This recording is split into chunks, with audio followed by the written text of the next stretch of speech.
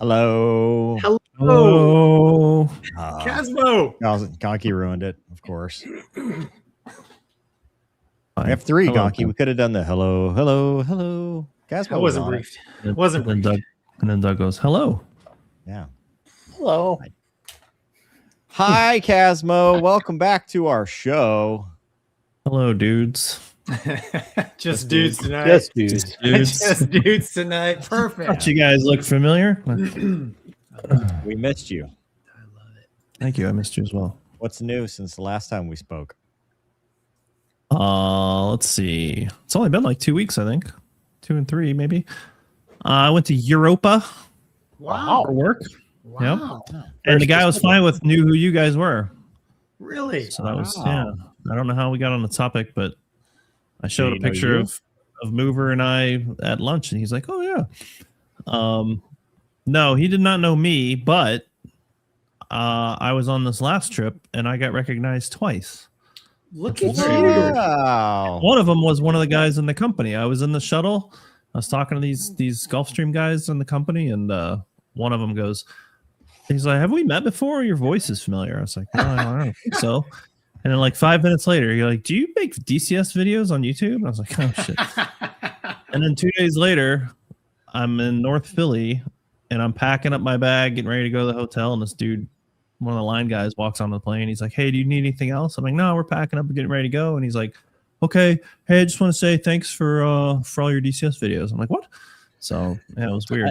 That is not us, sir. That is you on your own. You are famous. That was me. That was all me. You are famous on your own accord. Famous. Yeah. No. Yeah, I spent some time in the Czech Republic and spent some time in Dublin, Ireland. Whoa.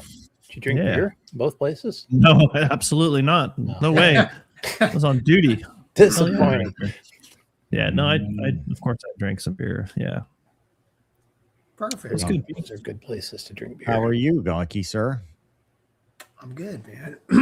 I'm good. No, it's been a wild week, man. We had Mother's Day. So Happy Mother's Day, Gonky. yes. So my wife disappeared for the weekend. So I got to be full-time daddy daycare. You wait, hold on. Can you explain it? Because you say that like it's normal, like, oh, it's Mother's Day, so the wife's gone. Like, He's got a whole different version of Mother's Day than the rest of us. Yeah. I'm getting ready. If you would just settle down, I'm going to address that in the brief. Yeah. Sorry, no questions. Yes, no. We'll save the questions at the end of the brief, Mover. No, so yeah, usually Mother's Day weekend, whatever. She goes and I book a thing at the beach hotel for her. And a couple of her friends go and they just hang out. So Mover and I were joking earlier. They're probably man-hating, but I'm sure that's not the case. So yeah, that happened. Then on a sad note, kind of a downer, I had a buddy. Yeah, he passed away of cancer on Mother's Day. He's one of my old riding buddies. Yeah, we had a lot of good camping trips, riding and racing, and yeah, he had skin cancer, and yeah, he fought it for probably about 1.5 years. But yeah, that's kind of a downer, man, bummer. So probably, I don't know if funeral will be this week, but yeah, the older you get, man, it's like these things seem to happen more frequently than I want. But other than that, dude, it was a good weekend, man. You know, I enjoy hanging with my kids, you know, one-on-one time with dad. They respond and act differently when mom's not around to bail them out. So it was good. You, sir? Nothing. I have absolutely nothing to report. I don't believe that. Complete and utter. You sat there. Just sat here, stared in his face. Mover waiting for the next episode. No, he's waiting for Monday. Mover literally sat there. Yeah. Break glass in case of I go into sleep mode until Monday. Sleep mode until Monday. There is nothing that happens in between. No, It's like I just power down and then power back up on Mondays. He hit me up Saturday for video games. That counts. Doug, we don't talk about that on this show. Oh, that's the other channel. I want to play video games. Mm-hmm. Well, it's like Kurt Russell. He's like Kurt Russell and Soldier, where they all sit on the cot and just wait. Mm-hmm. Yeah. I'm not going to ask you how you're doing, Gonky or Doug, because now you're going to dox my habit patterns. Dude, you literally stream it. We already know your habit patterns, man. There's a Twitch channel of everything we do. It's only 20 people, Doug. Okay. Well, maybe this will help. What were you playing? Ready or not? Ready or not? Wow. We've been on the same mission for the last. Oh, I haven't played it in ages. Oh, dude, it's Definitely need to miserable. invite you. Send me a note. Yeah, I've tried. I thought you didn't play that. I haven't played it in ages. I probably don't even remember how to play, but We get Casmo and JD. We'll have a four stack. We can stack up. We'll be able to go at least another 3 or 4% into the game. Mm-hmm. Well, yeah, it's changed a lot since I played it. I'm sure.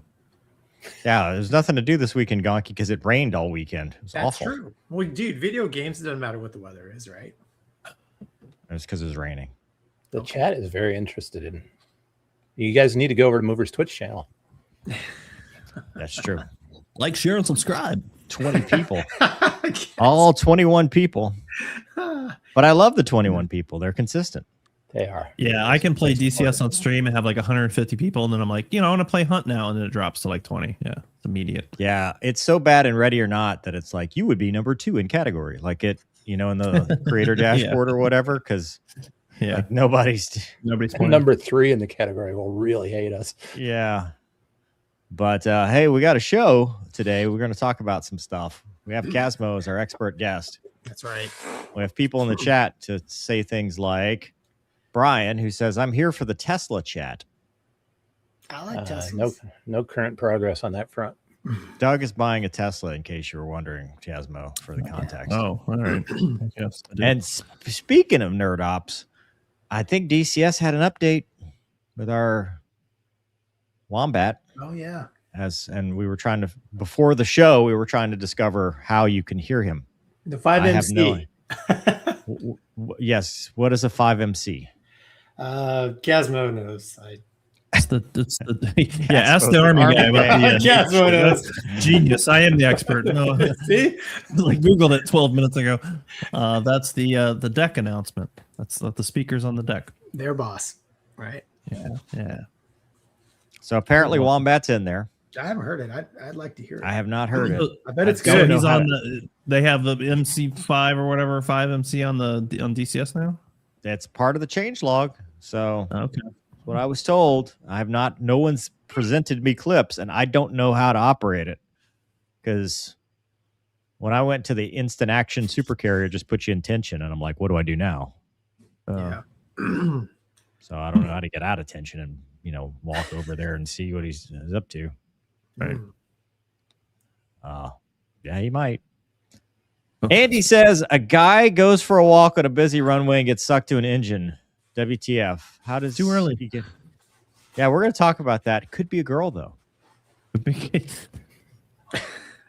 We don't know because of the sachet. The sashaying. We will analyze the sashaying here in a minute. At the gate, if you will. Gate. Joe says, "Sorry for your loss, Gonky." Thanks, Joe. Appreciate that. Sam Huey says, "Mover, what size T-shirt do you wear? I'm designing a great shirt for your possible retirement from the Air Force." Just a large or medium, mostly a large. Large with small arms. What? Just T-Rex. I'm just T-Rex kidding. arms. I'm just kidding. Yeah, so I don't know, Casmo, if you know, but I'm retiring. Well, whoa. Button. He pushed the button. No, I hit the button. Hit the retirement button. Last weekend. Hell yeah. Right next to it is the unretire button, Casmo. Well, yeah. I'm crossing my fingers. Yeah, how did that work out for you, Gonky? I remember that thrash and flail, and oh my God, they're going to retire me. I did what Mover does. I pushed all the buttons to see what would happen. Yeah, and then 4 days prior, he's like, "Wait a minute, I don't want to go." Bad idea.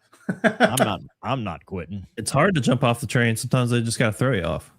Yeah, that's true. true. Did you have to do Air Command and Staff College? I guess you wouldn't do an Air Command and Ground Command and Staff College. What's the Army do for majors making 05? Well, no, we have a school for captains making 04. There's a school for 04 to 05? Command and General Staff College. Command CGSC. CGSC. which I think is the equivalent. Oh, so you just do it a little bit early.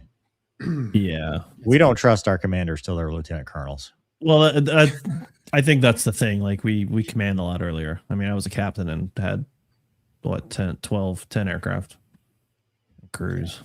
So that didn't happen in the Air Force till you're like a 05 or something. Yes. Or never. Yeah. Or never. As it Or turns never. out. Yes. For never. Yeah. Or never. Yeah. Well, anyway, Gonky's doing that.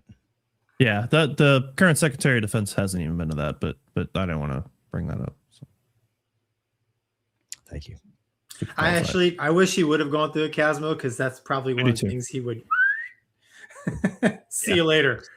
Is it as bad in the Army? It's got to be worse in the Army because the Army makes everything worse. Well, worse than what? Like, what do you mean?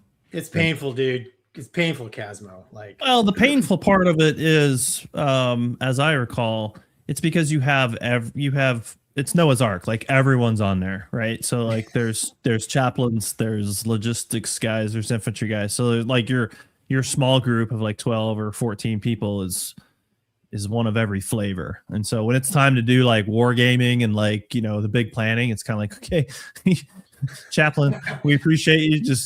We know that you're the fire support officer for this scenario, but we'll tell you what to say of the brief. Yeah. So, but but it's like any military school, right? It's a lot of, it's 10 days of training crammed into 2 weeks. Yes, exactly. Thank you. Well, mine was different though, because I did I did an interagency fellowship in lieu of. So like I had to go to like basically 4 months of core courses, and then instead of doing all the extra bullshit that they normally do, I worked at the FAA and wasted 12 months of my life there. Did he give you a master's? No, that ours is the only one that doesn't right off the bat give you a master's. But I think if you go to like Leavenworth, yeah, you got to do extra. I think if you do the full one at Leavenworth, there's a program at the nearby university or college or something where you can kind of do some stuff on the extra, but I don't know. Leavenworth, the jail? Yeah, the jail is also there, but that's also the home of command and general staff stuff. I mean, that'd be awesome. They take all their senior leaders out of Leavenworth. That would make total perfect sense. It's a nice post. Leavenworth's a really nice post. I've been there a few times. Oh, okay. But anyway, nowhere near as good as the one in Firebirds. No, that's the best post that never was. Yeah, I don't know where that was. Arizona or some shit. Well, I mean, it's got to be close to a border because you're not flying helicopters that far. Scary. Yeah. Self-deploy across the Gulf. Yeah, well, that's great, and thank you for your service. For that. Thank you for yours. Alex says, "Sorry, my condolences. Cancer sucks real bad." Thanks, Alec. But I like the Tomcat, which we're going to talk about maybe. Oh yeah. I don't know what Mavis says in college right now, thinking about Air Guard after college. Thoughts? Sure. Yeah. Do it. Yeah, it's awesome. Guard's awesome. Do it. All right. Topics. Let's talk about the events of the week. Probably the biggest event this week. Unfortunately, Frontier's in the news this week. They hit a person on a runway that was walking across. We've got, I think we've got audio, and then we've got video, and then we've got some discussion. Doug, take it away. That's the audio, I believe. Nice. Tower, Frontier, Tower, Frontier 4345. We're stopping on the runway. We just hit somebody. We have an engine fire. Frontier 4345, I see that. Tower, Southwest 2921, left base for 165.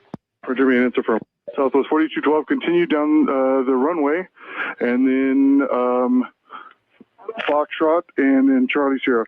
Skywest 5612, just hold your position. Skywest 5627, just hold your position. Skywest 5627. Southwest Frontier 4345, I'm going to be rolling the trucks now. Can you the souls on board and fuel remaining? All right, 4345. We have 231 souls on board. We have 21,320 pounds of fuel on board. There was an individual walking across the runway. Okay. We are rolling the trucks down. Op 7, Denver, did you copy all of this? Op 7, running 17 left. 231 souls. We're rolling the trucks now. We've got smoke in the aircraft. We're going to evacuate on the runway. Okay. We're having ops and emergency vehicles going all the way now. Tower. All right, go to the other video. So that's the call. Obviously, rejected takeoff in the airline world is something that is most heavily practiced and probably the easiest thing to mess up if you don't do it right. So good on them for doing that flawlessly. This is from the inside of the moment that they hit. I don't think we need audio for this, Doug. So this is inside on takeoff. They've got a pretty high rate of speed there. And boom. Wow. Dude, I think they were getting close to rotation. I was going to say probably at about at least 80 knots or so. Oh, yeah. And do you have the other one, Doug? Which one do you want? The actual thermal? The thermal. Let me see if I got that. That's not it. Wow. Gonky. Hold on. We got this. I think this is a 321. Yep. All right. So play it from the beginning, Doug. Yes, sir. Thank you. Somebody walking, and it stops obviously before they're ingested in the. Whew. Wow. Wow. Yeah. All right. Well, Gonky, as our resident Airbus. Oh, you got a picture. God, this is hard to look at. It destroyed the motor. They stopped straight ahead, evacuated the aircraft. And then people were congregating in front of the engine that had just caught on fire. But Gonky, what do you think, man? Well, good job on the Frontier crew for, like you said, executing I'd call that a high-speed abort. Oh, for sure. At night, it's been a while since I've done a night takeoff, but you can only really see as far, depending on, the environmentals, but when you get up around 80, 90, 100 knots, I mean, it's, you can only really see as far as your lights will shine. And at those speeds, man, I mean, I'm sure you can hear the surprise and horror in his voice when he first keys the mic. There's nothing they could do as far as trying to miss the person. It is what it is. By the time they saw him, it registered in their brain. They're probably getting the firelight. That's a lot of people. A321. I don't fly the 321. I fly the 320. I mean, that thing was fully loaded. Denver, higher elevation, 21,000 pounds of gas. It's quite a bit of gas for an Airbus. So I mean, that thing was heavy, dude. But they executed that just fine. Smoke in the cockpit, probably from the, coming from the packs from the right engine that had been disassembled. Then they evacuated. The only thing, and I don't know Frontier's procedures, and I was thinking through it myself, but I don't know if, as far as evacuating the airplane, if they could have just had people disembark on the left side, because I'm pretty confident they were sure that no one was in imminent danger. They just need to, shut the engines down and get out. Because I think they knew the source of the smoke, right? So that's the only thing if I was going to be critical. But if they're run kind of like where I'm at, it's probably also the flight attendant has some discretion there, right? Because they're actually back there seeing what's going on as far as if there's fire on one side or not. But other than that, man, from an operator point of view, I think the Frontier crew, the flight attendants, everybody did a great job on with that evacuation. With regards to the only thing about that whole event that really gets me, other than the fact that sadly somebody died, was the passengers. Here we have another example of people grabbing their bags, going down the slide, walking around, standing in front of an engine that just blew up. taking pictures, filming it. That's all unsat in my mind. I mean, you know, believe in a free country and all that, but you know, if you grab your bag and go down that slide on emergency evacuation, you probably need to be put on a list or a heavy fine, because unless it's a medicine that you need to survive, you know, that kind of behavior will kill people in the right kind of accident. So, but yeah. Casmo, what do you think? Yeah, I don't know.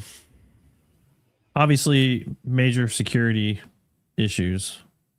If this is just some rando, I think I saw something where another runway was being worked on, but it's highly unlikely that this was one of the people working on the runway. So it appears to just be some rando. So obviously, how did they get there and what was their purpose? I don't know that I'm buying based on what I've seen that this person was necessarily trying to get hit by an airplane or take an airplane with them or something. I don't know that I'm convinced by that. But obviously, hopefully soon we'll find out more about like who the person was and all that kind of stuff. But I mean, for all I know, it could just be somebody who's completely methed out and jumping a fence and wandering around, you know. But obviously pretty heinous, pretty wild. That's a lot of airport to cover too. I think it's like 50 square miles or something. The Denver airport, I think I read. Yeah, it's a massive. It's a massive airport, wide open space. It's not like, and it's not like, you know, in the middle of town either. So it's very strange. I'd love to know who this person is or was and what's going on there.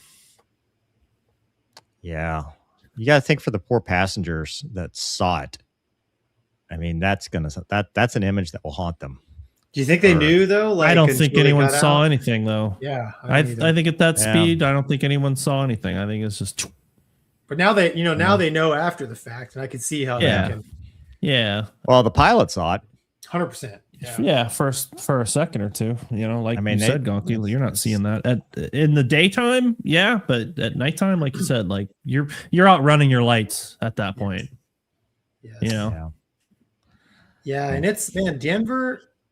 I mean, if you've ever been to Denver airport, that airport is out in the boonies. And like you said, Casmo, it's vast. Like I remember taxiing from the terminal. I'm like, it's like 25 minutes to taxi from the terminal to the I know. It's a nightmare. Yeah. So like whoever, and that is that's had to jump one of the most eastern fences, right? So had to be out in the booniest of the boony. It's strange. I'm curious with you as to what was this person's motivation? Were they strung out? Were they mental issues? Or was it just, you know, I'm going to go out?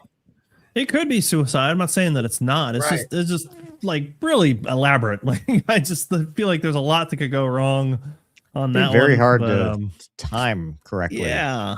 Timing it, lining up on that. Like just, I don't know. Yeah, if it missed, you're like, oh man. Yeah, and you just get winged, you know, like now you're just miserable and I don't know. But you know, at the same time, if you're in that mental state that you want an airplane to hit you, then I guess some of these things that seem logical to us are no longer seem logical. To be walking casually. Yeah, sashaying, as you said. It's a sachet. Yeah. It's a very casual sachet. Yeah, it is very casual. If you guys remember, they had what was it 2 years ago? The guy in the terminal, he had a mental breakdown, ran down the jet bridge, ran out on the tarmac, jumped in an engine, killed himself. No, I don't remember that. Yeah. Doug, back me up on that. And then they had it's one of Gonky's fever dreams. No, another passenger. He opened the emergency exit while they were on the ground, walked out on the I've heard of that. Yeah, the emergency exit. That actually happened recently. Yeah, was that? But there was another guy. He got. When did that? I mean, there's the people that bang on the cockpit because they're trapped in there, though. I mean, this is somebody on a several mile wide. Yeah. Like how far is the terminal from where they were? Miles. I gotta imagine. So I don't remember any of the runways being particularly close to the terminal. None of them are. Yeah. Do we know where the FLIR footage came from? Do they just have FLIR cameras pointed at the runway at all times? I was curious about that too. This is a hell of a shot. Then I'm wondering if this is going to prompt, you know, like our Ring camera has AI detection, right? Where it picks out the human and says, oh, look, there's somebody there. Like, is it unmonitored, or are we going to start? Because they already have roving patrols. So, well, I did see like a speculation that somebody did know about, but they weren't able to react in time. You know, I don't know. Okay. You know, who knows? But you're right. It's very strange that camera's got front row seats to that. So I don't know what those cameras are normally looking at. Yeah. Well, now that is in the last 2 months, that is now 2 runway incursion / hits of, you know, people. Well, you got the fire truck at LaGuardia, and you got now this being did more damage to the person, but that was still an uncontained engine fire. I mean, or is that contained? Was it uncontained? I don't know. Looked pretty uncontained. That thing's just it looked like it shelled itself, but it's a soda straw right now. There's nothing in the middle. Yeah. But it's still, I mean, what I'm saying is it's still major damage, and, you know, fan blade comes off, goes through the cabin, and now we're talking it's much, much worse. Now, granted, they're designed for this, right? They're designed to do that, but kudos to the Frontier crew for their reaction and training. You know, they did what they needed to do, got the plane stopped, got the people evacuated.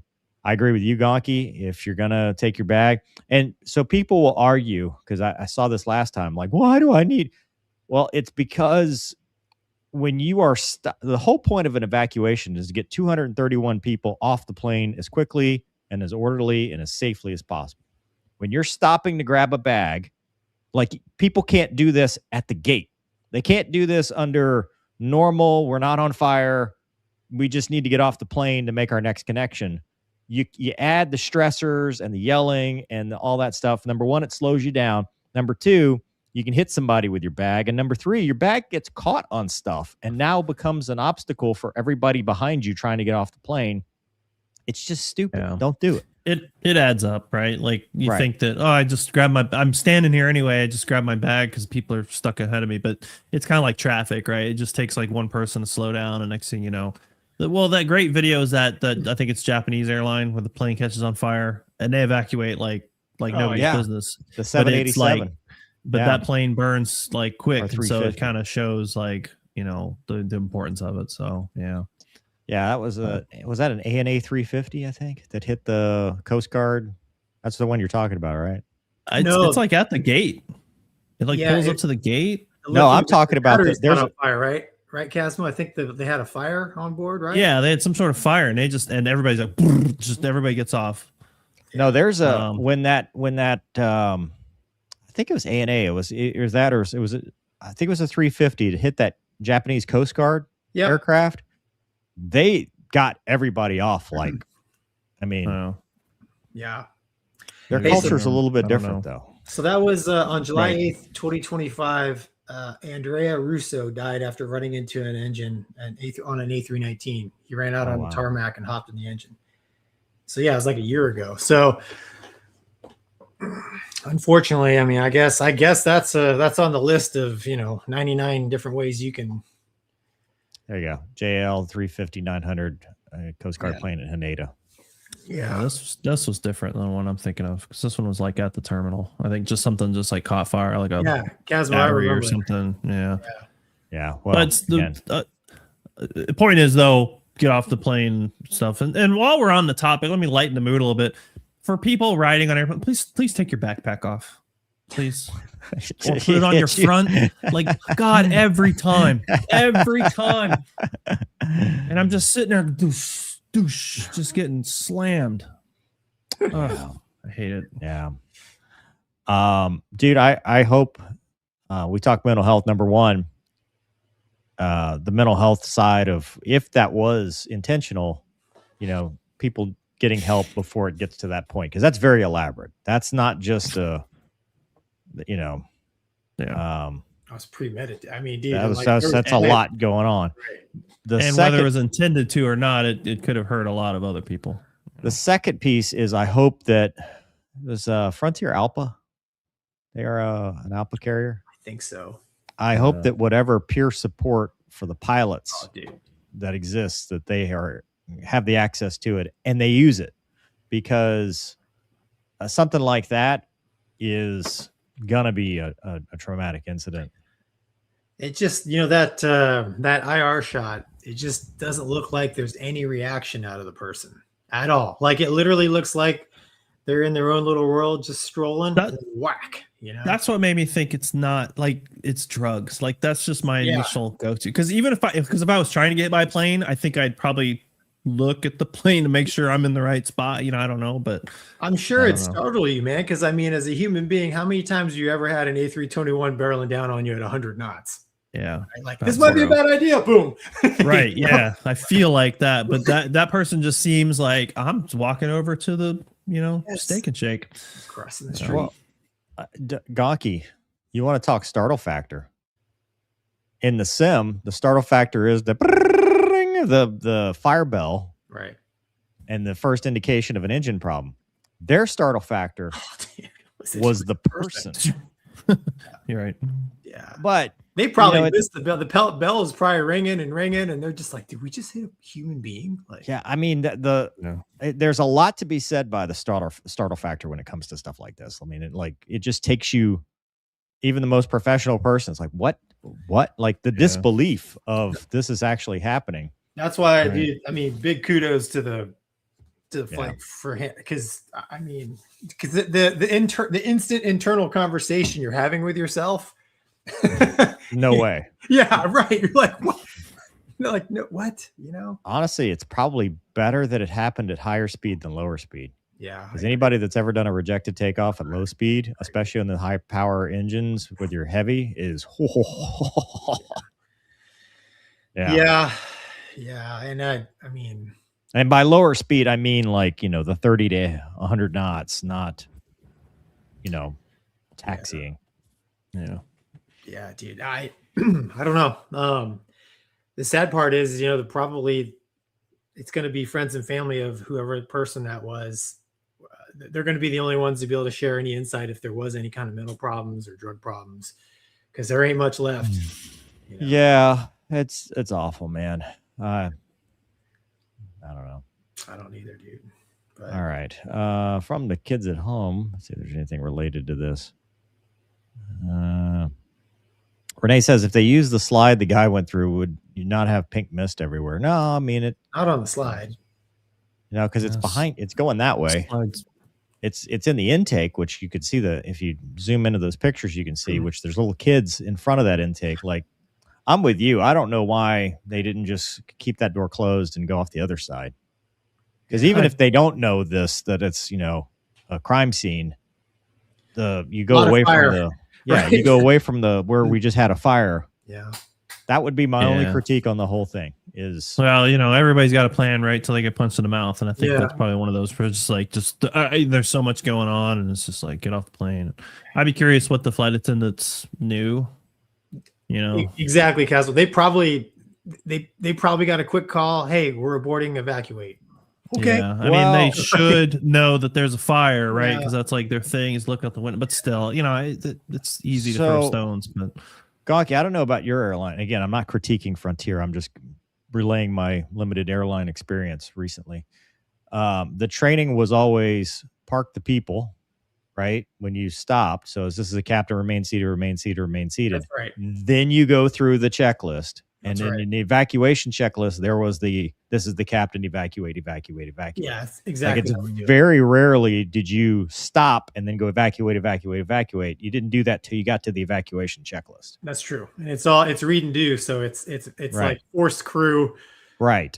Conversation. Right. So the first thing out of his mouth is remain seated. And then evacuate. So I mean, again, I'm not critiquing those dudes.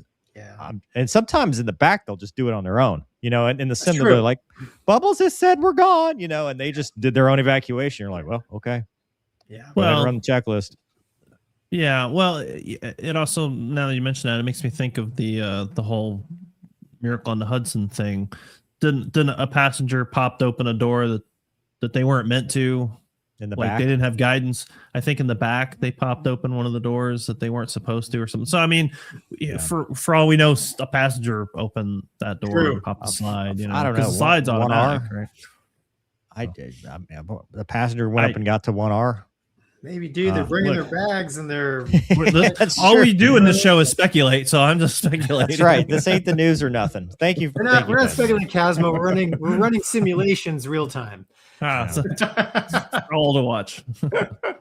Mach says, greetings, gentlemen. Almost made it on time. Hello from the hospital bed. No. Gallbladder removed. Jeez. Things we do to watch your great show live. Grounded for 3 weeks, 3+ weeks. So we'll get to watch you the next few weeks. Speedy recovery, man. Hope you get back in your fuck wolf soon. Awesome. Having your gallbladder out makes you feel a lot better. Really? Oh yeah. You had one and lost it? Mowed my lawn the next day. Is that HIPAA? Not if I bring it up. Sharkbait says, in some parts of the world I've worked, people on runways are a problem.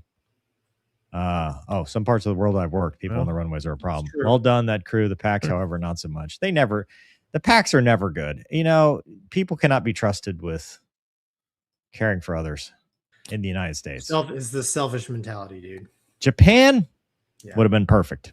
Yeah, because they're just. Especially when they wear their backpacks on. Everyone should wear a fanny pack. Grinds my gears. No, dude. No. You know what grinds my gears? The Ari Harris Foundation just saying happy Mother's Day to all military moms on deployment and my wonderful wife as well. #1 show in the country, gentlemen. Well, thank you. Oh, thanks, man. Appreciate that. And happy Mother's Day. Yeah. Warhorse says, I live in the general area. Word around Denver is it is a suicide. Yeah. Wow. JD says, so I had a long conversation about how this could happen with a lieutenant who manages airport law enforcement personnel at SoCal. And he said it wouldn't happen at this airport. Argued the latter. Never. That's right. Say. Not at my airport. So I watched a little newsreel from local news there, and they went out to the fence, and like Denver just didn't put like chicken wire up. It's like the prison fence with the angles, you know, the barbed wire, concertina wire. Correct, and it angles to keep you out. So it was a very, very deliberate.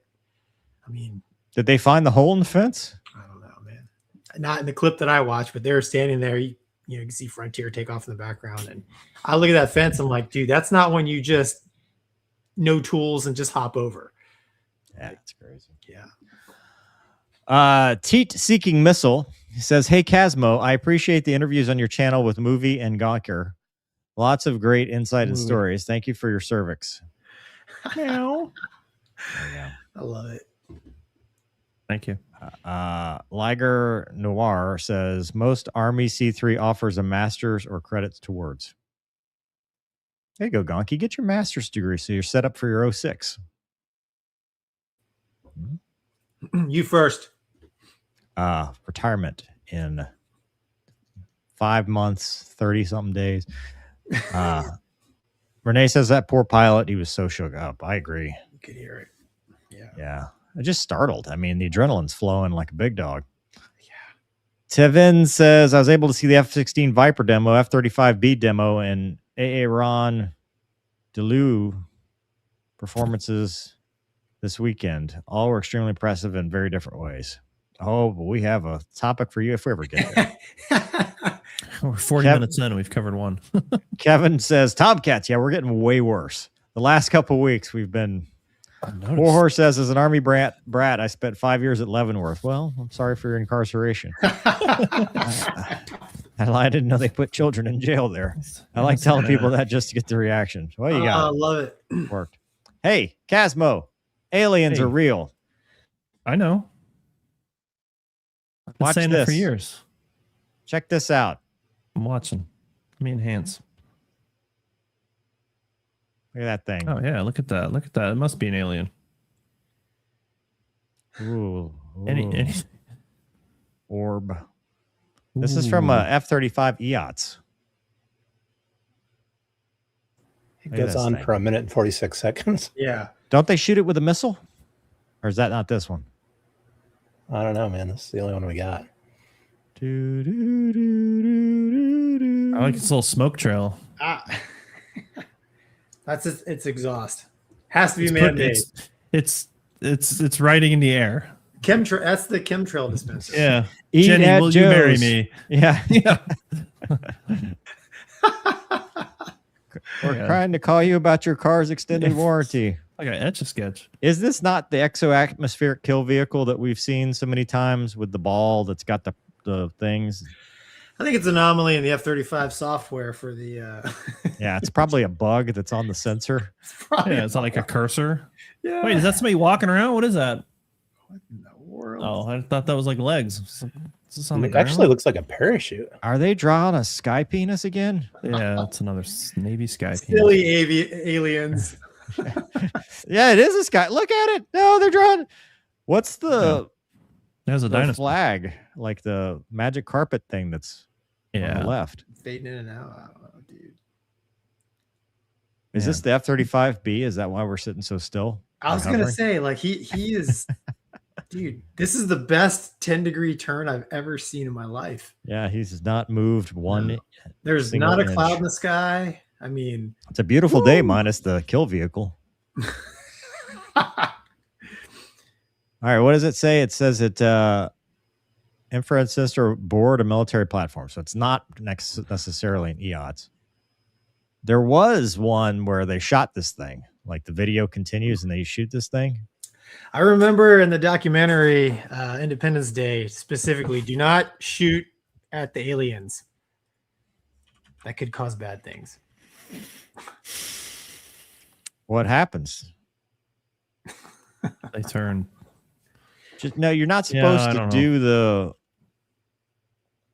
So there's a clip online. It's like 35 minutes. It combines all of the footage they released. And I watched it, and I wish I could get my 35 minutes back, honestly. It's pretty. Yeah, hold on. I want to show you what I'm talking about. This is Oh, one of those. where they shoot at it? I don't have that one.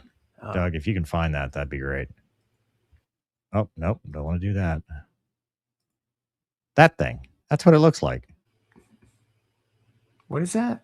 It's an exo-atmospheric kill vehicle. Yeah. Oh, yeah. Sure. Dude, look at that thing. Pretty Wow. cool. It's Wow. like super old tech, too. Wow. Yeah. Do, do, do. You know, because we don't talk to each other when we do stuff. And that's Right. probably the problem, is it's stuck behind layers of classification. So one thing says, well, that's a UAP. And one's like, oh, we ain't saying. I don't know what you're talking Yeah. about. Right. You know, our $2.4 million shovel was perfectly That's right. justified. Yeah. Please give us more money. Like, that's what it looks like to me, is this thing. Yeah. I don't know. Casmo, you're our alien expert in this panel. That's true. I mean, what do you. I don't have books written about aliens. It's true. I have one. Mover. I've worked on one. It's one more than Well, me. It just disappoints me because they put all this stuff out and then like every single thing is like, oh, that's probably this. Oh, that's probably this. Like, where are the little green or gray men? Here's the thing, dude. It's in the year 2026. Every human on Earth has a high def recording device in their pocket. And like every picture you get of Bigfoot, the Loch Ness Monster, aliens, UFOs, Iron Man, whatever, dude. It's the most grainy, blurry. I mean, Yeah. we literally just saw a dude walk across a runway and get smoked by an alien. Right. Like it. In high def. Yeah. Right. Yeah.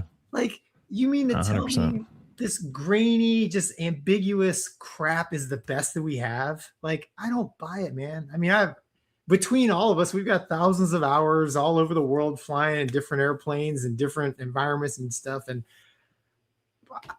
I mean, What about the one with the Apollo astronauts where they saw the thing and that one's kind of creepy. I mean, The thing is, and you bring up a good point, Gonky. When you're out there, and this is why I think it mostly affects Navy dudes, because you guys spend an incredible amount of time over an ocean. You haven't seen land in a long time. You probably haven't felt the comfort of a woman in a long time. And you're at 20,000 feet. False. You're on autopilot, and you just start seeing things. It's like, what's that? Oh, is it an airliner? No, I don't know what it is. And then you come back and you convince each other that what you saw was ET. I know you're poking fun. There's I'm going to prove you wrong. Are you I sure? have a lot of women on my deployment. Yeah. Let's go back to the real important stuff. That's for the After Hours channel.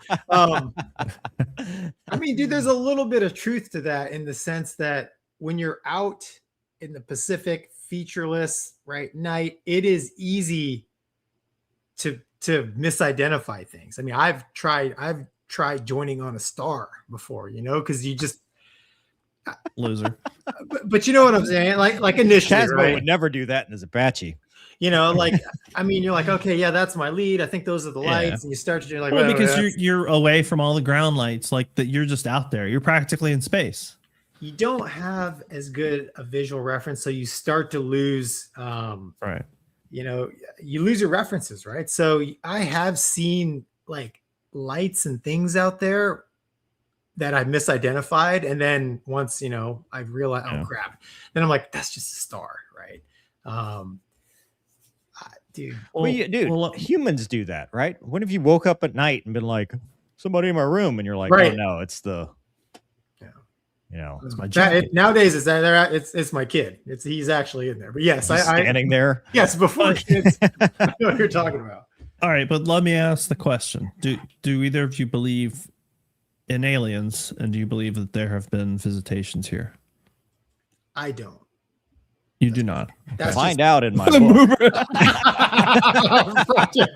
Just like we rehearsed. If you want to read about Mover's thoughts on aliens, find out. Yeah. I don't know if I'm gonna be able to. Yeah, I think the code is flat earther for the discount. It says it right here. It says unravel the mysteries, secure the future, or witness the end. It's right here. That's right. So you need to know. Wherever fine books. It's very are sold. important. Very important. Yeah. So Gonky's a no. Yeah, Mover's a read my book. Okay. Yeah. What are you, Casmo? You're our guest. 1,000% believe. Okay. It's statistically speaking, it has to. Statistically, they have to be here. Well, but this is where it gets a little dicey. Like, I do not believe that aliens are so advanced that they could travel thousands of light years or whatever, and then they just keep crashing, right? Like, there's just like, oh, there's another UFO. Like, they're not very good. Yeah, exactly. They're 9/11 us like constantly. Like, they just never learned how to land. But I absolutely the same flight school in Florida. Right? Yeah, they all went in Florida somewhere. No, but I think it's 100% possible. So I hate to talk about Joe Rogan, but there was an interesting guest years ago who talked about this, and I thought it was a really interesting way of looking at it. So there's this little island in the Indian Ocean that has like 100 people that live on it, and they're like barbaric level of technology. Like they have stone axes and stuff like that. Anyway, if you land on this island, like, they will kill you and eat you. And India, it protects this island. Like, they tell people stay away from this stuff. And the way this guy described it is these people on this island have no idea what an India is. They have no idea that they are under the protection of a country called India, or that India even exists, right? But it's being observed by India and by other countries as well. And so he brought up, is like, wouldn't it be interesting if one day suddenly you saw motoring out of this little Sentinel Island, there it is, if you saw out of this island come motoring a little speedboat that they had designed. And so then it kind of like snowballs into, well, what about us? What if you had this planet? We have no idea that we are even inside somebody's neighborhood, that we're being observed by somebody. And then suddenly a nuclear bomb goes off and people are like, huh, these guys are growing up. We should start paying attention to them. So I thought that was kind of interesting take on it, that I think we are absolutely being observed. I don't think that we are necessarily in cahoots with aliens, like Area 51 type stuff. But I don't know, if you read enough stuff about like S4 and Area 51, there's some pretty compelling stuff out there. Bob Lazar's story is pretty compelling. If you're not familiar with that, I would look into that. Yeah, the problem is there's so many grifters. Oh, 100%. But a lot of stuff from his story has like proven to be true. When you talk about like the weird material that he was talking about, like eventually that there's just a lot there. But anyway, Isn't that the plot? And I've with seen Star some Trek? weird stuff too. That's the whole thing with Star Trek, right? If they haven't discovered the warp Yeah, travel, the that they're, prime directive. Yeah, they can't can't mess with them. Yeah. So Yeah, I mean, that's but us. Federation stuff. Casmo, you First know, contact. like the most compelling evidence for me that there are aliens is is Fravor's footage in the Hornet, because I'm very familiar. Dude, with, that one's to me is the least compelling because it looks just like a cruise missile or something. But Like when it's not to bring up Joe Rogan again, but if you listen to the 3-hour show Rogan did with Sex Fravor, the pilot, and he talks about Bob Lazar, all those, like it is extremely interesting. And when you listen to Fravor talk, he's not a whack job. And like the things he's saying, the things he's doing, like it all aligns perfectly. If I was in his shoes, like he'll tell you himself, I'm not one of these people that believe in aliens. But that's what people who believe in aliens will tell you.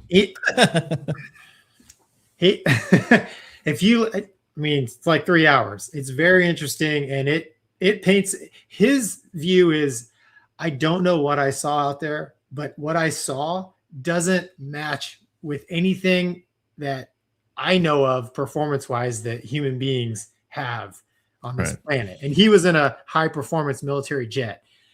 So Super Hornet. Yeah, exactly. He was in a high-performance military jet. You know, he said the way it moved, nothing else moves like that, right? So that's the most compelling. But the footage doesn't show that. No, but there's enough of that footage with his testimony of what happened. But that's how these things get started, right? There's enough of this and there's enough of that. And it goes back to what you talked about earlier, where we don't have, like in the world of infinite camera tech. That was 04. I don't think they had that tech back then. But listen, Mover, I agree. I agree with both of you. But, you know, if I had to take a side, I'd be like, no. It's never EO. It's always IR. And it's always a blur or something because that's what heat does. Right. It's never like, oh, here's a crisp optical image of the thing. It's like, here's a smudge. What do you think it is? Right. You know, here's a smudge that's moving relative to this. Oh, it's a bird. You know, you get one person, that's a duck. Oh, it's a, you know, it becomes a Rorschach test. Duck. No, some. Yeah, dude, look, I can see both sides of the coin, but you know, as of right now, I'm going to say no, because there's billions of people on the planet with high definition camera in their pocket, and we don't have really anything. I, for one, welcome our new alien overlords. It's called, they're called leadership, Mover. I mean, anything's better. You know, it's the old meme, you know, it's like the alien shows up and the guy just stands there. He's like, hey, it's like, you're not surprised. He's like, I'm going through a lot right now, man. This is a rough time. We got a lot going on. We got our own problems here on the planet Earth. Yeah. Anyway. All right. Well, thank you for that topic. Appreciate your service. Let's see where we got. It's called the Prime Directive, straight out of Star Trek. See, real CFF. Got it right. Perfect. Thomas says aliens are all bingo when they get here. No, bingo means you got enough fuel to get where you're going. Bingo and Winchester. That's bad. That would be bad. Very bad. D-Stew is asking a question we're not sure we want answered. What weird stuff has Casmo seen? And he's not specific about where. Yeah. We're talking about flying? Casmo, just flying. In a How tank? much time you got? Just flying, sir. Casmo, you told that story where you were on the ground, you looked up, you were at the range. Yeah, out in California, and that was 1999. And then I think I saw something a couple of months ago. I think I told you guys about flying back from one of the islands. I was heading into Miami. It was nighttime, and there was several other aircraft because we were all on guard. Like, hey, what is that? I don't know. Oh. There's just some really weird stuff out there, and I think it's foolish to think that we're the only people, only things in the universe, but teach their own, I guess. It's not the universe. It's the whether we're the only ones on Earth. Yeah. But on the I don't Earth know. side, I mean, there's how many millions of square miles of unexplored ocean? Oh, exactly. 100%. Yeah. I mean, I don't know if it's millions. Somebody's going to call me out on that, but whatever. Yeah, A lot of there's a lot of room that hasn't been looked at under the water. Kijows could live down there. Is that how you pronounce it? Kaiju. Kaiju. The kaiju could live down Kaiju, right? Kijow. there. Kijow. The Kijows. It's been a while since yes, the the Pacific Kijows. Rim. That sounds like your neighbor. Hey, I'm going to see the Kijows. What? Like, who? They live under the Kids, ocean. man. It's next to SpongeBob, of course. Right. Right. There could be SpongeBob and monsters now. Who knows? It's the Hollow Earth. Tic Tac's got my back says, listen, Earth is like the New Orleans of the galaxy. You're going to see some stuff there, but you're also going to have a good time. Yeah. Awesome. I don't know about all that. I don't think you're going to have such a good time when Tic Tac also says, we aren't here to hurt anyone. We're just here to party and maybe play a few pranks. Please do not shoot hellfires at Tic Tac again. Oh, I love it.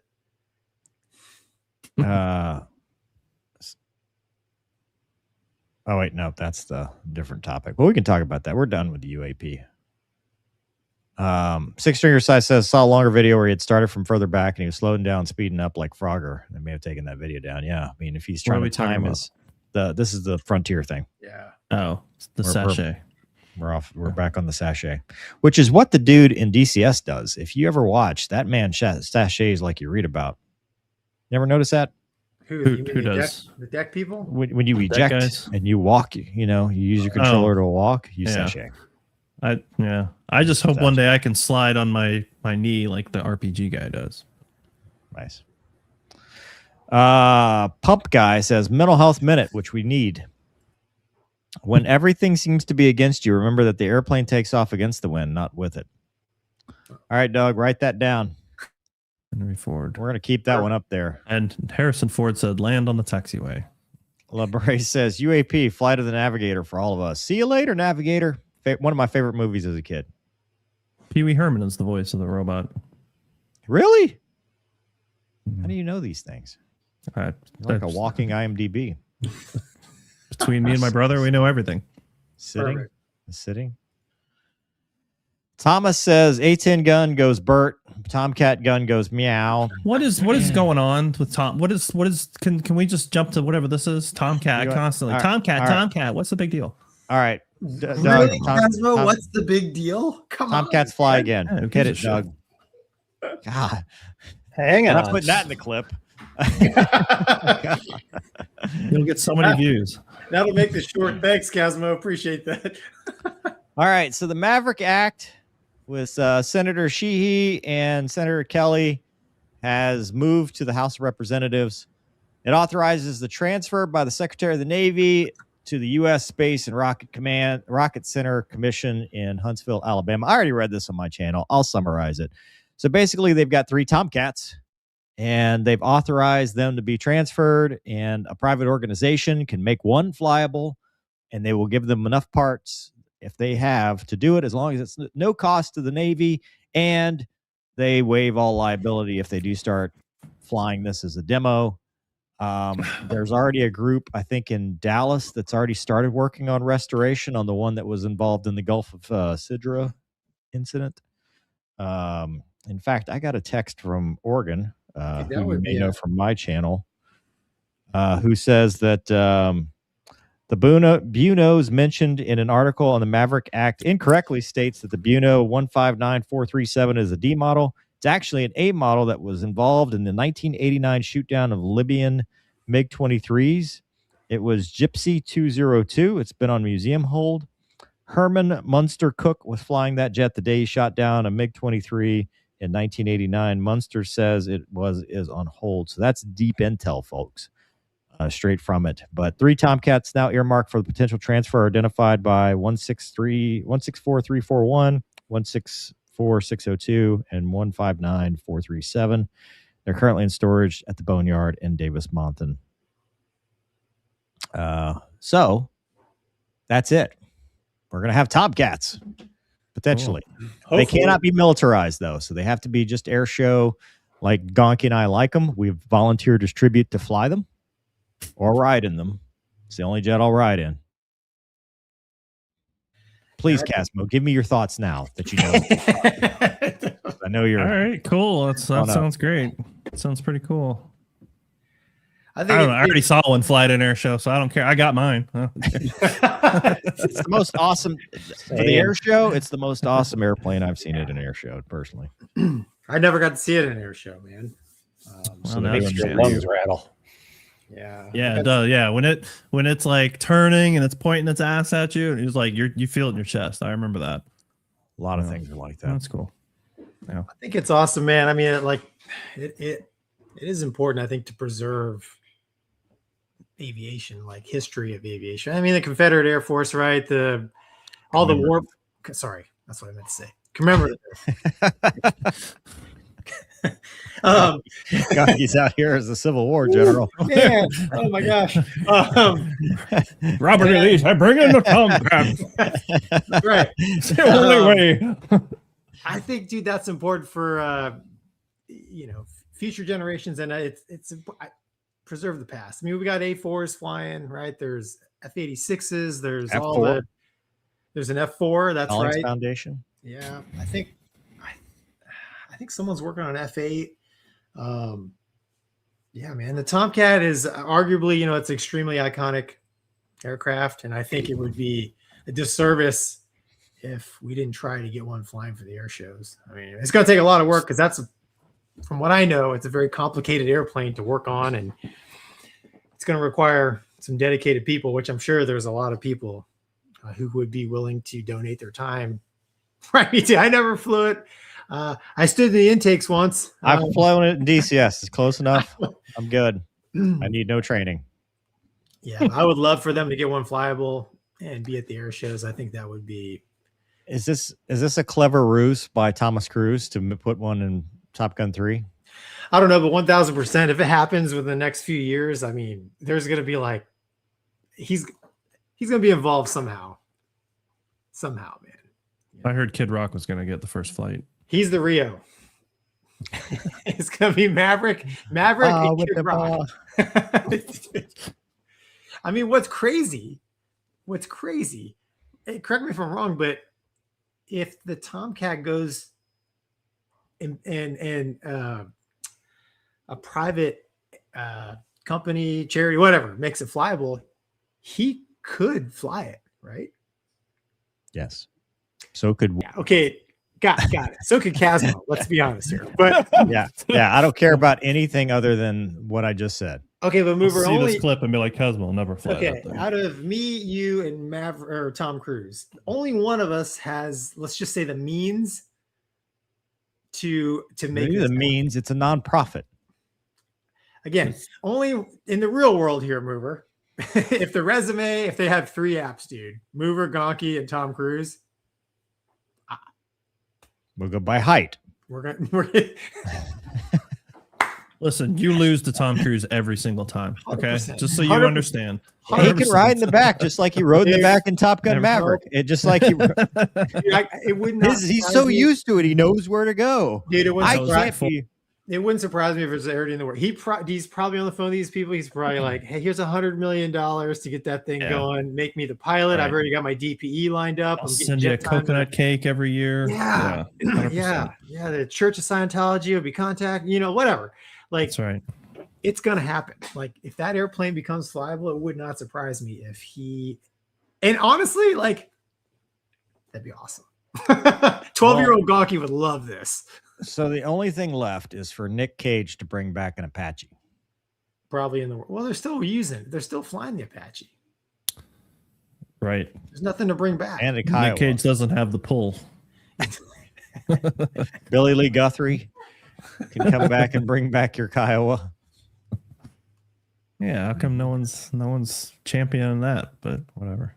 Cool. Yeah. Tomcats. I hope, dude. Yeah. This is good news. Yeah, I think it's great. Can't wait.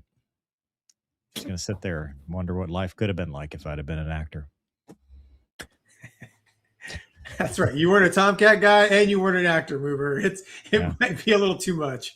God, can't take it. Nice Anyway, so oh yeah, and see, let's advertise for Thomas so that he will like us. Yeah. Top Gun is in theaters this week for the 40th anniversary. Starting in 2 days. Starting in 2 days, on the 13th through the end of the weekend, huh? 1 week. Well, no, I think it goes An for- IMAX. No, dude, Yeah. it's at the non-IMAX theater here in town. Oh no. I may or may not be going. Organ was texting me. Is he correcting it? You guys have No, he's asking if we'd want Munster potentially as a guest. Oh, yes. But anyways. Yes. I want to put. So don't talk about other guests while I'm here. Okay? Yeah. Very rude. Asmo, you're Very disrespectful. you. Casro, I appreciate mean, it. we obviously love you. Otherwise, we wouldn't bring you back. But you have crapped on our Tomcat, so I mean that's pretty. I didn't crap on. I just said I didn't understand what the big. Like, I'm sorry. I have a life. I have other shit going on. I Asmo, are wasn't you paying there? attention. Are you to there? the- I'm just kidding, dude. Oh, Tomcat's coming. Okay, what are you talking about? Oh, dude. Sheesh. Yeah. Well, I'm sorry. Okay. It's fine. I forgive you. Renee says Gonky Tom 100%. What does that mean? Gonky Oh, Tom. I'd do it. she's saying you're right for some reason. Yeah, I think so. Alex says think that with this the ST21 could be the new. What is an ST21? Part of the movie is that not the spaceship? He was cut Yeah. off. What is it? Aliens ST21? I gotta look at it. Hold on. I think Let's see. Is it ST21? One piece TCG starter deck EX. I don't think that's it. Starter deck EX ST21 boxing starter deck. EX gear starter deck is a great pickup for both newer. What no, is it's the super. TCG? It's the Super Tomcat. It's the Super Tomcat. that Grumman proposed in the 90s. Beyond the D model. You think Alex gonna figure out we're idiots that don't know anything? Dude, about Alex. airplanes? Dude, for sure he Like knows such an more. imposter. Right He's now. clearly smarter than anybody on the show. Yeah, he's asking these questions and I'm like, He's like an aviation AI. He's like he's a real boy. No, I know, but he's He smart. had a on this video stuff. of flying an airplane this No, week. I know he's smart on this stuff. Yeah. Yeah. Let's see. Back to the comments. I'm catching up. Renee says it's a real bad EKG strip clear. That's an older one, so it's probably related to the aliens or Frontier or something we just randomly said. I don't know. Folks, when you send in your comments, put the topic with it. So Put a timestamp. timestamp. Tiberia says, just sending my funds to hear Mover hate on the 7.3 more. You guys got the best show on YouTube. Yeah. Thank dude. you. Thank you. There's nothing Casmo wrong flew with the the mic 7.3. How did you fit? Were you like, Same way I fit in everything else. dude, every time I would get up in that thing, an epaulet would grab a switch. And I'm like, what did I just flip? Yeah. Well, you should see me get in the Challenger, but luckily we don't have any overhead switches, so I don't get stuck Yeah. on anything. But yeah. You're like a train conductor in the. That's right. You're doing your thing. All the switches. Yeah. Getting the smoke. The real CFF says, take me to your leader, Earthlings. Here's an You don't wanna orphan meet 'em. comment. Yeah, we're kind of gray pilot. Doug, if you find one, let me know. Thank you. Or is that this one that you already starred? No, it was something else. Okay. Justin says funds for the Mover and Gonky Tomcat. 2 pilots, 1 Tomcat. I think they need to do 2 Tomcats. You need a spare. Anybody knows 1 Navy jet's not good. That's right. I've heard the Tomcat needs 2 spares. Think of it as like a mini B1. Perfect. Jason says, Mover watched your video years ago and it convinced me to give it a shot. I commissioned yesterday and leave for Shepherd in 2 weeks. Make them tell you no. Nice, Hell yeah. dude. That's awesome. Good for you, dude. Tell that to Afric, please. Don't tell me. They are telling you no, sir. Continue. Eventually they do. Kevin says aliens with backpacks on a plane. Yeah. There's your shirt, Casmo. Mm-hmm. Freaking backpacks, man. Drive me nuts. Joe says, my friends, let me sort it out for you. Prime directive. Heck, we have an alien in our own chat. Finally, the crashing can be explained if the Tic Tac pilots are their version of Air Force. You think they have to do an alien AIB every time they crash on here? Probably. Yeah. Just a whole thing. Yeah, they didn't have any funding for the CFIT, for the or the GPWS. Sorry, that's why it keeps happening. Kevin says, I saw the Blues and A4s and the F-14 at the Bell Chase Air Show many times. So did I. Yeah. Wow. That's where I saw the F-14 demo. Wow. Great demo. Actually, I saw it at Midland first, and then I saw it at Bell Chase. And it was awesome both times. Matt says, hey, Mover, great video on the Growler crash. Can you talk about who usually writes AIBs? That video was the first I think I've ever heard. You mentioned Jags being involved in writing it. Thank you. And thoughts with the two lost. So on the Air Force side, it's very similar on the Navy side. They just call them different things. On the Air Force side, you've got the Safety Investigation Board, which is all safety privileged information. So it's pilots that have gone to safety school, and they get together, board convenes. They have a chairman. They have experts from all the different fields. And the whole point is to find out what happens under the umbrella of safety privilege. So pretty much you tell the truth because we want to get to the bottom of it. The AIB is we're finding fault. And if there's any criminal stuff and if there's any blame, that's where that happens. So that is your lawyers. That is your, where charges get referred. That is everything. But that is what's public. The SIB, public never sees. I don't think it could be FOIA'd because of the safety privilege. The AIB is what goes public. So like that JAGMAN on the Navy side, it's a JAGMAN investigation. What do they call it? The mishap board? Yeah, mishap review board. Yeah. So the mishap review board, you'll never see.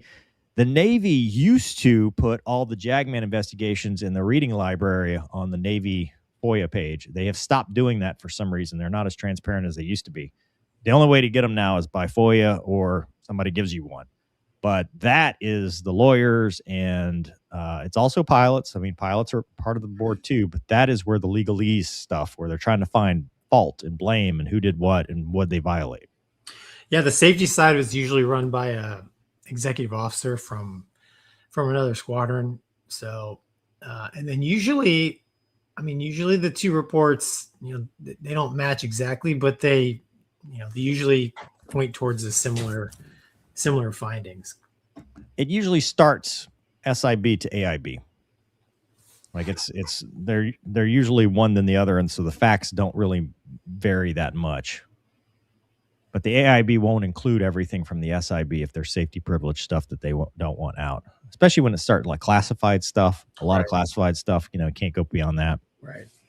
But it's under safety privilege. Anybody in the Air Force can get it as long as they have the safety privilege, i.e. their active aircrew. Lance says, with a Mover and Gonky crew Tomcat, who's the Rio Gonky? That's easy. Yeah, I really don't care, man. Easy day. So you're in the back. Got it. Our pilot says, get the F7U Cutlass flying. Nope.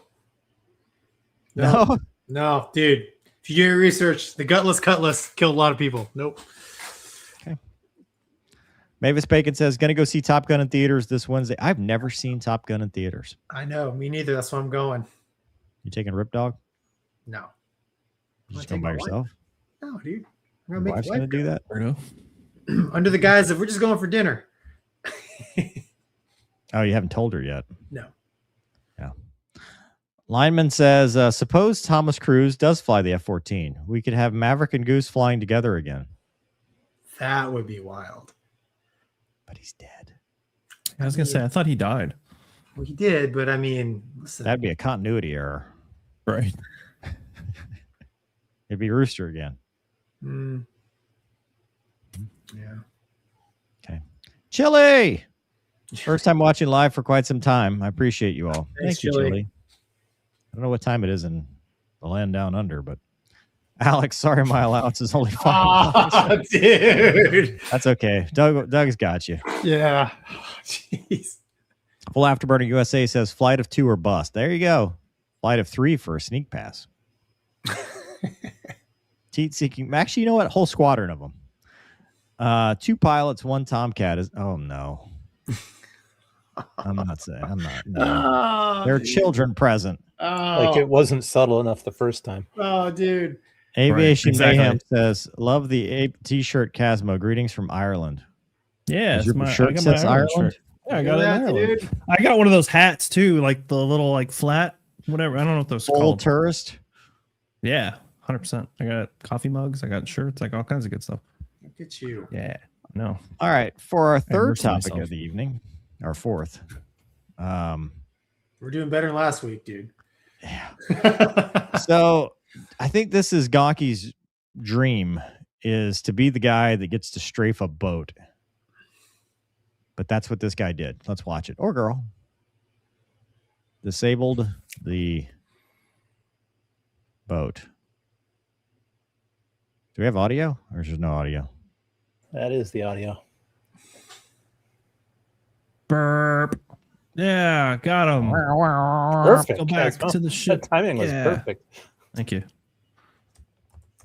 All right. Aileron roll and go home. We did it, team.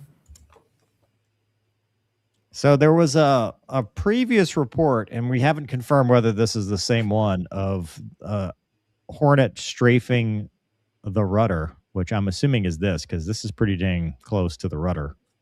But it also is kind of the engine room. But it's also not the rudder. Yeah. But it's also not. But either way, our topic is discussing strafing ships in the Strait of Hormuz. Gonky, how do you feel about this as our... Doug, play it one more time, por favor. So the thing that stands out to me about this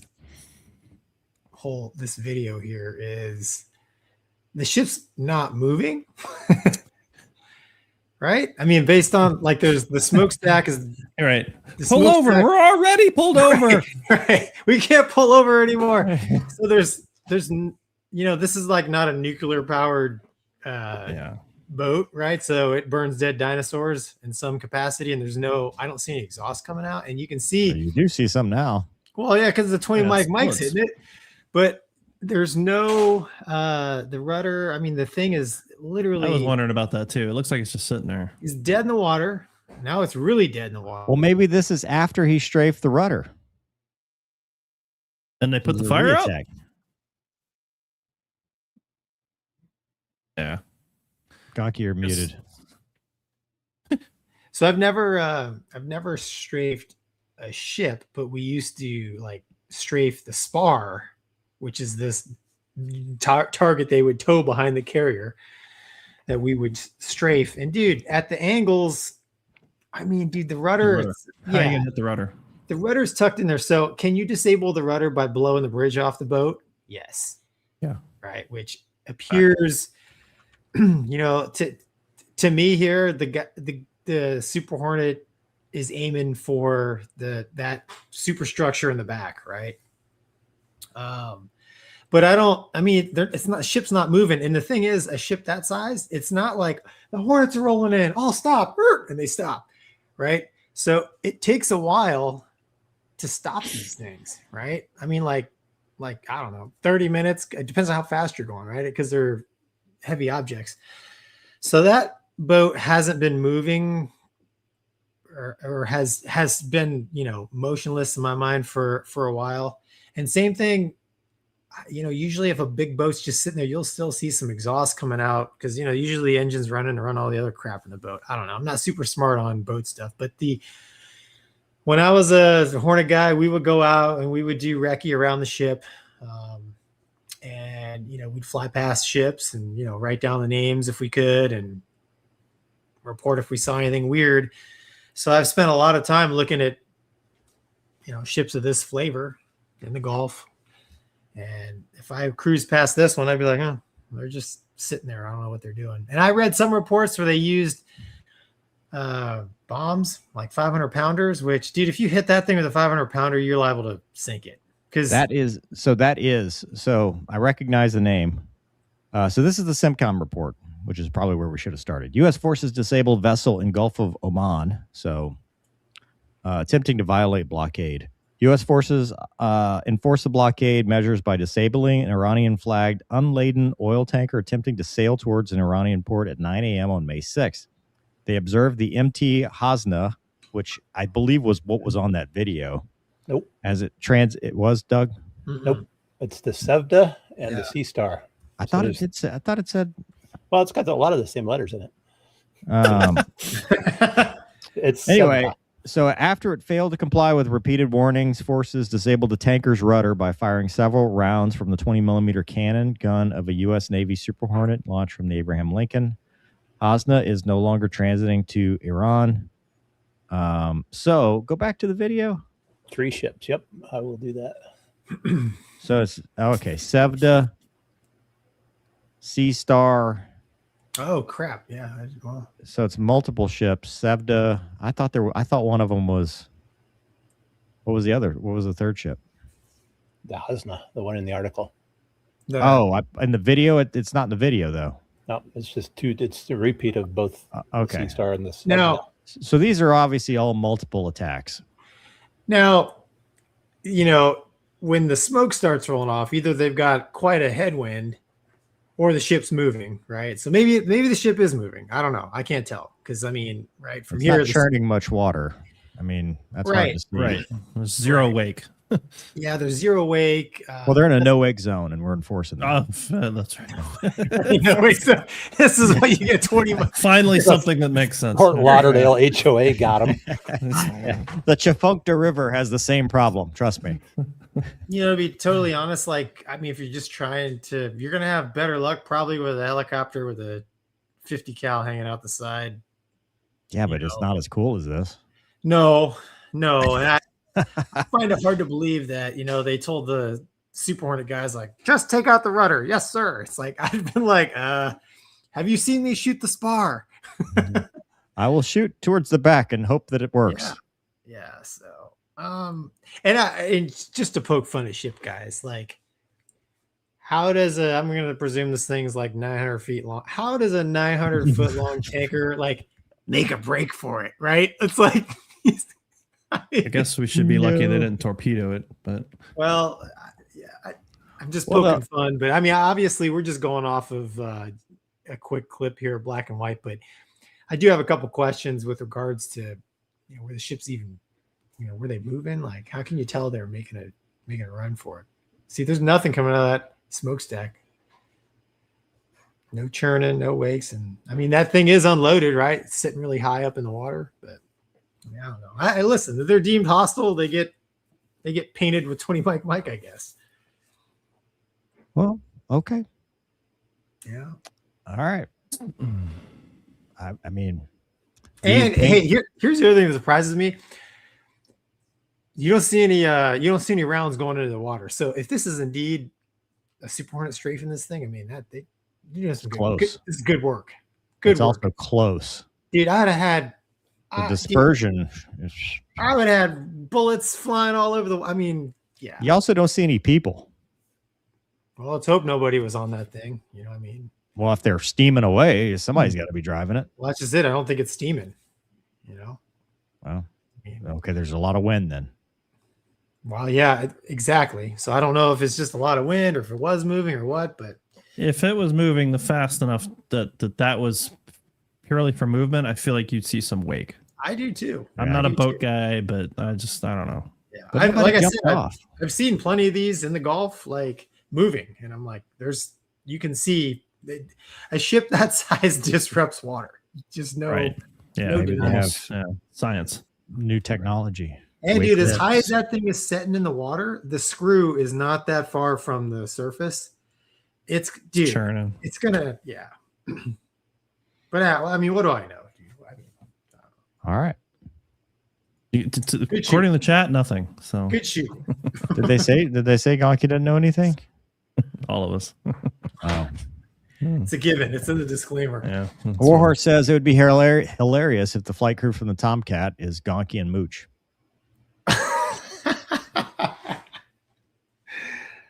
Oh, dude. Thought you knew how to fly this thing. I thought you knew how to fly this thing. Yeah. Robert says, hopefully from Top Gun 3, they finally get the gun sound right. I That's think true. that's just Hollywood in general. Yeah. Full Afterburner USA. Thoughts on the Scale Wings P-51 replica? I just started watching a YouTube channel of a guy that's got more money than God. He was a developer on like Call of Duty. And he's got a Scale Wings Mustang and a Cirrus and some other tail dragger. And dude, it's cool looking. It looks very claustrophobic, but man, a Rotax engine. I don't know. Like to What me, size? it's What size Rotax? 812, I think. Oh, okay. It's like 150 horse, 160 horse, something like that. It just like if you're, I don't know. The whole idea to me that you can only do 130 knots or 150 knots in a P-51 just seems wrong. Rotax. Cool good airplane, motor. though. Yeah. Do you have any experience with them? Rotax, I mean, and the ones they put in the Katana, I mean, it was a good, we used to joke snowmobile powered airplane, right? Yeah, I mean, I don't know, I got 50 hours in it. Never had a problem, and it was very carefree.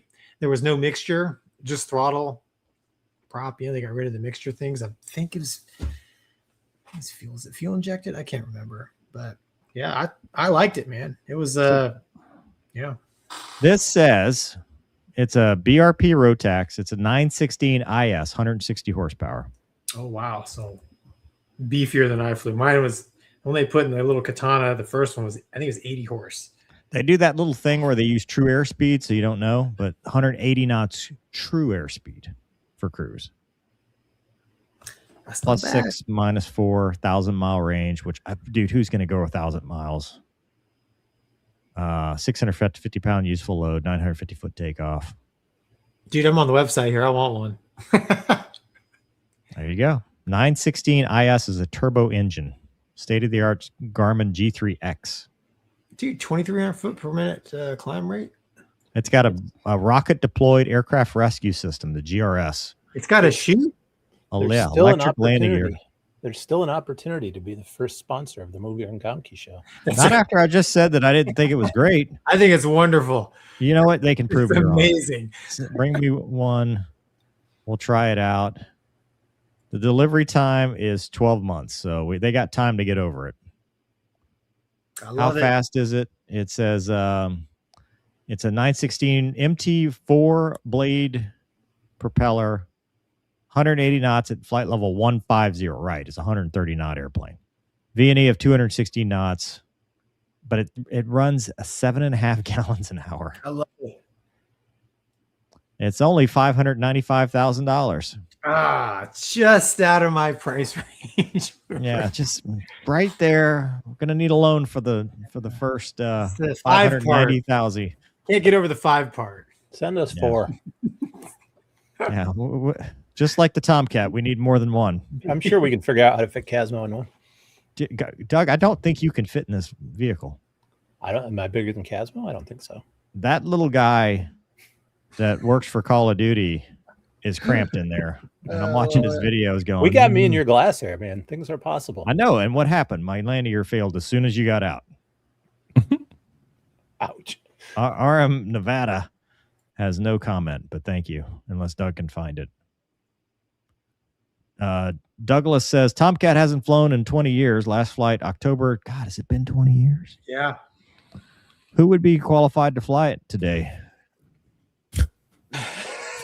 Reference DCS comment earlier. I'm a pilot. I can fly. It's been a minute. If Thomas Cruise could do it, so could we. Dude, for no one was sure. qualified to fly it the first time it flew either. So For sure, dude. He's good. somebody's got to start. I mean, like, as far as the FAA is concerned, you know how this works, Casmo? Have you ever seen this? Where they do? How do you get your quote unquote type rating, your authorization to fly like an F-86? Oh, They watch you from the ground. looks good. Yeah. Let's see if we can land. That'll be $5,000. Look, you look great. yeah, exactly. Keep Great it work. coming. Keep it coming. Bring it on in. Yeah, you got this. Hey, you do a light gun at you. Yeah. Green, you're good. You pass. I love it. Liger Noir says, can an AH-1/64 intercept ships or the ocean too vast? I love that. The ocean too vast. Very poetic. It is poetic. It makes me feel good. Well, I guess you could. They're not in the ocean, so they're in the straits. Right. So, Oman. They're in a Gulf. Right. Yeah. Yeah. But yes, I Okay. can't imagine. I don't see why you couldn't. I mean, there's a lot of like, how do I answer? That's not a yes or no question, so I can't. Yes, I'll yes, go with they yes. can. I would go with yes too. Let's go with yes. Sam says Confederate Aviation Gonky. In fairness, that's what it was first called. Is that, yeah. 'Cause I'm Gonky's pretty mind sure- is just stuck in the Civil No, War era. No, in the the war of 80s, northern aggression. no, in the 80s, I had all the VHS tapes, and I'm pretty sure one of them said the Oh, yeah. Confederate Air The Force. CAS was a thing. It still is a Okay. thing. They just All changed right. what the C stands for. I'm not crazy. They're like Well, Champ Car. They've rebranded. The South will rise again, so they have to be prepared. Their Air Force.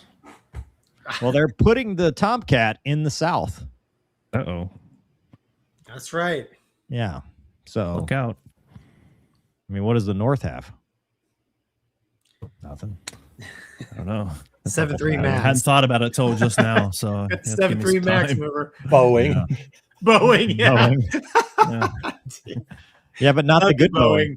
Because We love you. Missouri is that the South or the North? That's kind of Oh, boy. McDonald You're Boeing. really getting into dangerous territory here. Well, because the EX is going to be in Missouri. Yeah, but where Missouri was in the Civil Wars, that's some stuff you don't want to get into. Okay. I love it. All right. Casmo, this one's for you, bud. The AH-64E has a touchscreen. Let's roll the tape.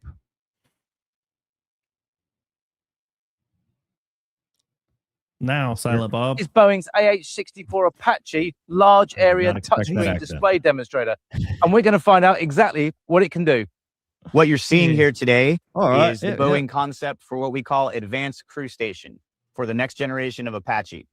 It combines quite Looks a like few Fat different Amy. technologies and capabilities with the overall intent of workload reduction for the pilots and then increasing load. lethality and survivability for the crews and the formations of altogether. The current Apache still has what they refer to as a glass cockpit, but with the large area display, you incorporate some other functions like the ability to use touchscreen, which it does not have at the moment. That combined with the fact that now I have so much more information available to me without having to paginate through things like that will speed up the process of completing engagements or target detection, as well as increasing safety and things of that nature. We've actually just completed a demonstration in our lab where we integrated two different manufacturers' launched effects software. You can see it right here, using the OSI. Oh. So we were able to integrate this PVI talking to their launched effects, and we did it in a matter of weeks as opposed to what historically might have taken a matter of years. What's Go the outside, controller on nerd. Get out. Go. What Well, happened? hang on. I don't know. That's what I have to say to that. What in the world? You didn't hear that? I'll play it again for you. Go outside, nerd. No, he's got his sound. Get out. Go. I'm a professional streamer. Why? Like, okay, cool. Thanks. Thank you. Up next topic is, am I getting enough garlic in my diet? Like this is a neat thing. You know, it'd be super cool. Put like a proper tail rotor on the Echo, or as my friend who's an instructor pilot, because I asked him, I was like, were we getting touch screens? He says it's a concept and it's an effing stupid one. Given the transmissions are failing at the moment, we probably won't get it at all. Money needs to be spent elsewhere. So yeah, there's like actual like real things that we should probably spend money on, but no, that's cool. Let's have an iPad screen.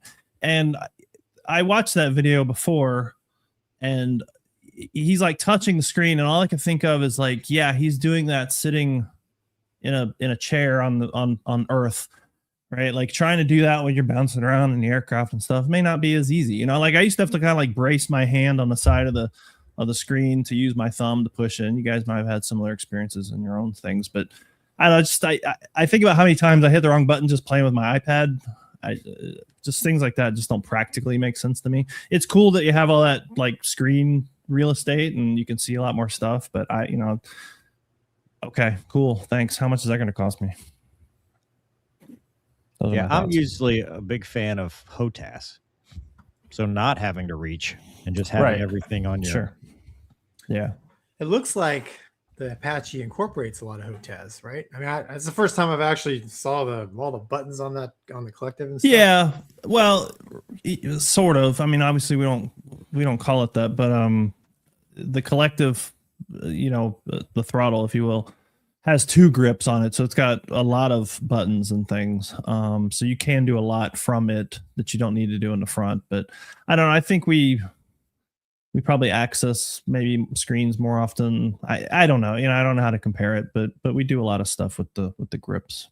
Was that the front seat? Is that why it had that controller on the right? Was that what it was supposed to be? I don't know. I assume so. I couldn't really tell from what I watched what seat that was supposed to be, because in the front seat it has the TDAC, which is like a 3rd screen, and it's got hand grips, and that's how you control the sight and all that stuff. But you can also do some of that stuff from the collective. It's kind of awkward to do that because the guy in the back's moving the collective. So if you're trying to do stuff holding the collective, it's it just gets a little janky. So I never used that when I was in the front seat. But, Casmo, you guys have your own separate displays, right? And can you like they're not linked, right? So no. Okay. Yeah, you can look at your own stuff. Yeah, I guess. I mean, just look to me like it's just more real estate. So instead of looking at 2 MPDs worth of information, now I have 4. And it's like, all right. I mean, do I need I need that? So it's one of these like, is it if you gave me that for free, am I going to say no? No, that's awesome, very cool. But my thought is always like, okay, but what is this costing, and where could I better spend that money? And so Apaches, as my friend Brad has talked about, like have had transmission issues for years. They've had tail rotor issues because, and I think I've talked about this in the past, when the Echo model came out, you got like a beefier transmission, you got bigger blades, but you didn't do anything with the tail rotor. So you've had a few crashes in the past few years that they've attributed to loss of tail rotor effectiveness. So these are like real things that are happening. And instead we're over here like, yeah, but look at this cool screen. So I don't know. It just seems that's a no from me, dog. I'm curious, man. In the past in Army aviation, are they typically enamored with shiny new stuff like the Air Force, or do you think they'll spend the money trying to I think they always. I think it's the same mentality as far as shiny. Yeah. It's the end of the day. I mean, this is what drives decisions, and who's politicking for what and where and things. And can you imagine? It's like so that reminded me of like the Block 3 Super Hornet cockpit, right? One big giant screen. And I just imagine like you're on the boat, you fire it up, it's like, it's the black screen. Whereas before, it's like you lean over, they pull out one DDI, slide another one. Dude, now it's like and how much does it cost to make and repair, right? So that whoever contracted the screen cracks and you're screwed because it's like your iPad thing. Yeah. I mean, exactly. Like in the Challenger, like I flew one the other day and one of the screens was bad and we could MEL it and still fly the aircraft. But when one goes bad, I mean, I guess we're down. Well, that's Apache, the whole thing with the F-35 is, when the screens and the helmet go right, then what do you do? I mean, Apache too hot. It's like, right. You're like, what? No. It just goes back to that line in Jurassic Park. Your scientists are so busy worrying about if they could do something, they didn't bother to think if they should. That's how I feel about a lot of the stuff these days, where we just come out with something. Okay, we could do that, but I don't know that we need to. Is the juice worth the squeeze? Right. Cool. Well, it looked cool. It does look cool. It's very bright though. Yeah. They can turn it down. Can't turn it down at night. Got one face. Yeah. Got one setting. That was an option. But I wonder now that we're jokes aside, like you had a lot of screens there. I don't need all of those the same.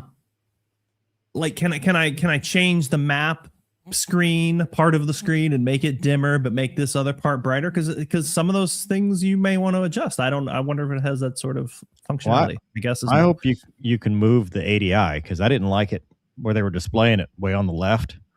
Like I'm looking at that going, that's, way over here, which is different, right? There's no traditional ADI like what was in that video in the Apache.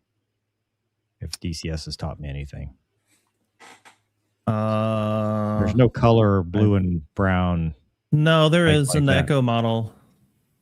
Oh, is yeah, there? there is. I'm blanking on where it is exactly, but yeah. The left. I think it's on the right side. Oh, Is maybe it you on can the set left? it I on can't both. remember. I think Mover just doesn't know how to turn it on. Sorry. I don't remember. It's in the Echo. I know it was an Echo because the Echo was instrument rated. The Delta was not. Like we didn't have an instrument. What are you talking about, Doug? What's in DCS? The map is in color. Yeah, it's the right side. Yeah. I'm not talking about the map. I'm talking about the ADI. Mm. You I'd know, have to the go look then. attitude indicator. Okay, that's not in color. No. Yeah, it's not in color on the. If I remember correctly, it's been a while, but I don't think in the Delta it was color. But the Echo had like a digital one, and it was color.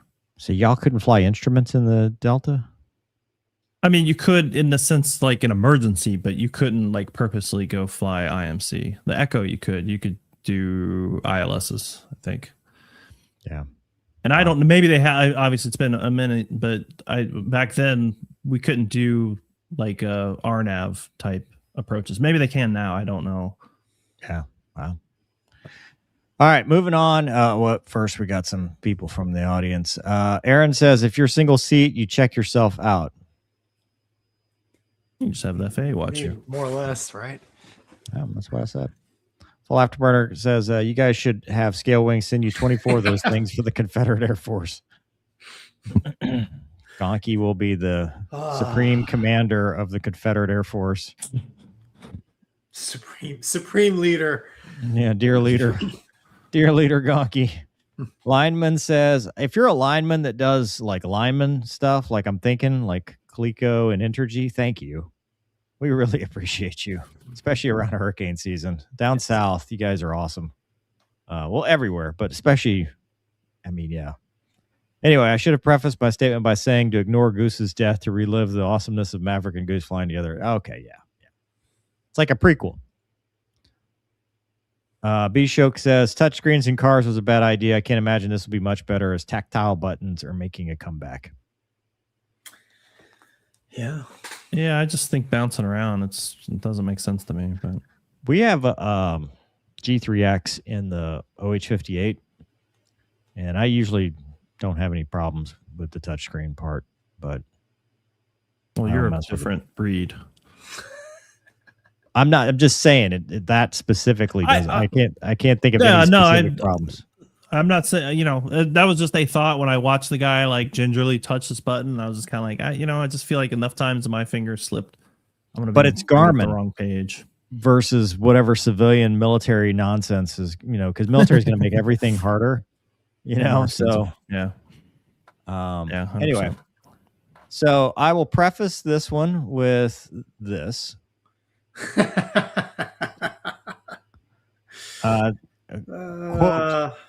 Quote, the F-35B is garbage and it made the ANC super garbage. So thanks, Marines.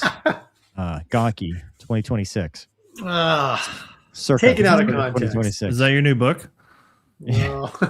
A member, go back out one, Doug. I want to give credit to this dude because it's pretty awesome. So on Japanese Twitter, scroll up. You don't get the translation.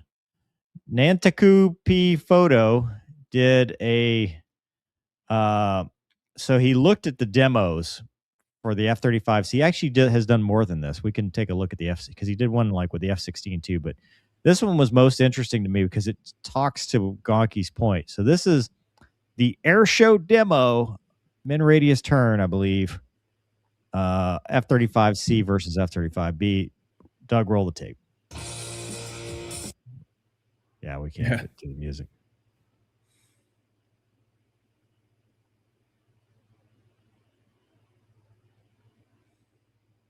As you can see, F-35C is having a better day than the F-35B. The perspectives are a little different, though. It's like I've seen this before. Yeah. And Fox 2. You're right. Fox 2. Kill. Fat Amy, left-hand turn. And here's our victory aileron roll. That F-35B is still stuck in the. He doesn't even know what to do after this. He just keeps turning. So that's not because like one pilot was just trying harder than the other. We like to think not. I don't know, Gonky. What do you think, man? Well, in being consistent on bashing the F-35B, you can clearly see that the inferior design of the vertical takeoff model of that airplane, right? Smaller wing, just doesn't turn. However, to Cosmo's point, you know, in an air show, I mean, I presume this is probably not at the same airport, same day, right? Because that would be kind of dumb to have like the same demo roll twice. So, you know, having been a part of demo teams, sometimes you do the maneuvers based on the environment you're in, right? Mm-hmm. Or, you know, maybe there's some weather, you might ease your pull a little bit. You adjust is what I'm saying. So is it a true representation of the turn performance of both airplanes? I mean, it looks like a pretty clean one. And, you know, I want to believe that the B model is that bad, but at the end of the day, it's well, cool video. here's the family model versus Let's do it. I haven't seen this. Play. Hold on, I got to turn the. There you go. Dun, dun, dun, dun, dun, dun, dun, dun, dun, dun, dun, dun. I don't know. Fat Amy's holding her own.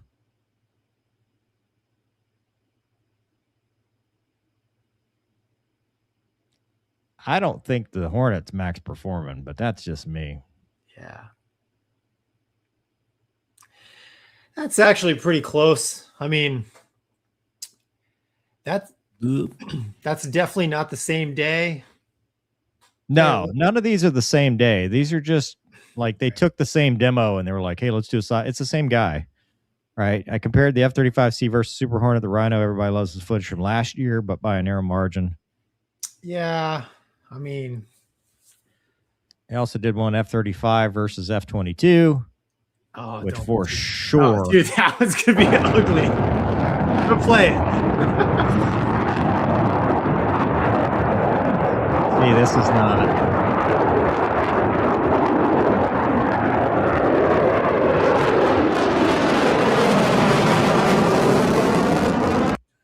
Let's see. And then there was one up here. Is this Japanese Twitter? It's Japanese Twitter. It's awesome. This is amazing. They did one with the various blocks.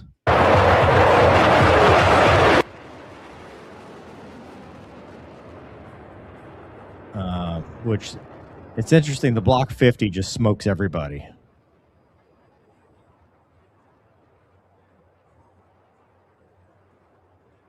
Oh, their version's doing pretty good too.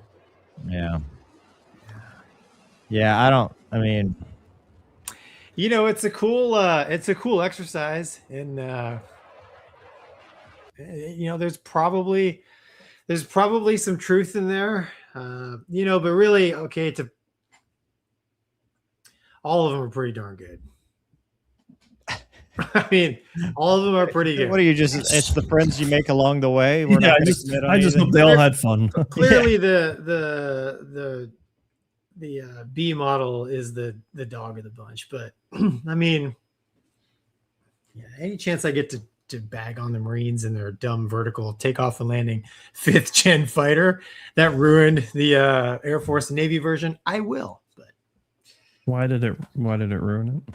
Because, dude, there's thousands of pounds of dead weight in that airplane because they had to figure out a way to run a shaft and a ducted fan and a convertible rooftop to open. I mean, there's a lot of complexity and design buffoonery that had to happen so they could take off out of the jungle.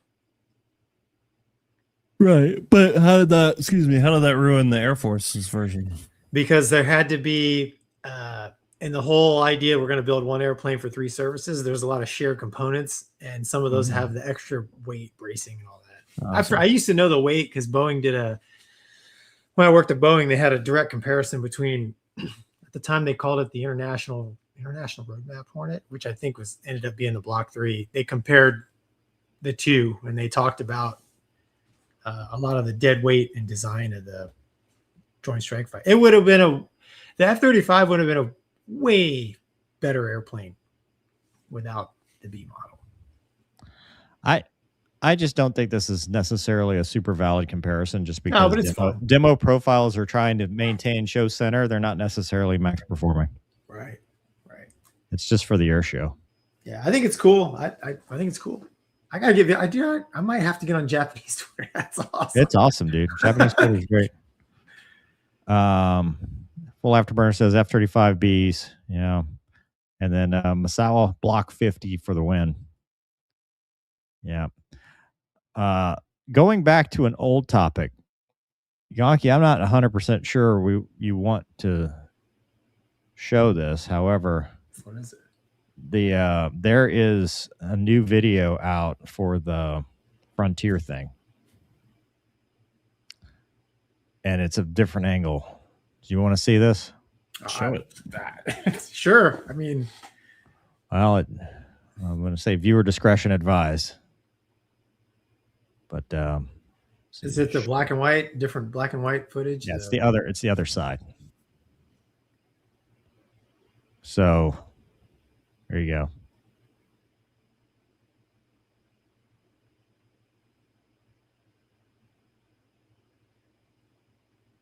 Oh wow, dude. I don't think that person. Oh. I'm with Casmo now. I don't know that this looks very intentional to me. I don't think so. They seem incredibly unaware. Some sort of mental thing, dude, or strung out on drugs. I mean, it's sad. That's very sad. I mean, look how far away stuff is, right? Like, that's a long walk. There's nothing over there. There's nothing. I mean, that's trees. No car. There's no half a mile. Yeah, in the dark. Yeah, I don't know. While we were doing that, I saw that and I was like, God. Dang, God, dude. Their poor family, that poor person. Yeah. All right. Whew.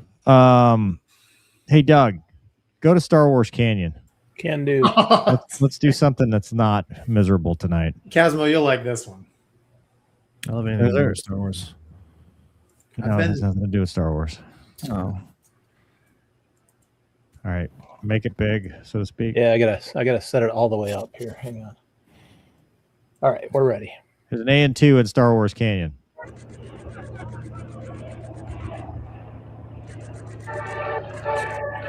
With a train horn. Oh, dude.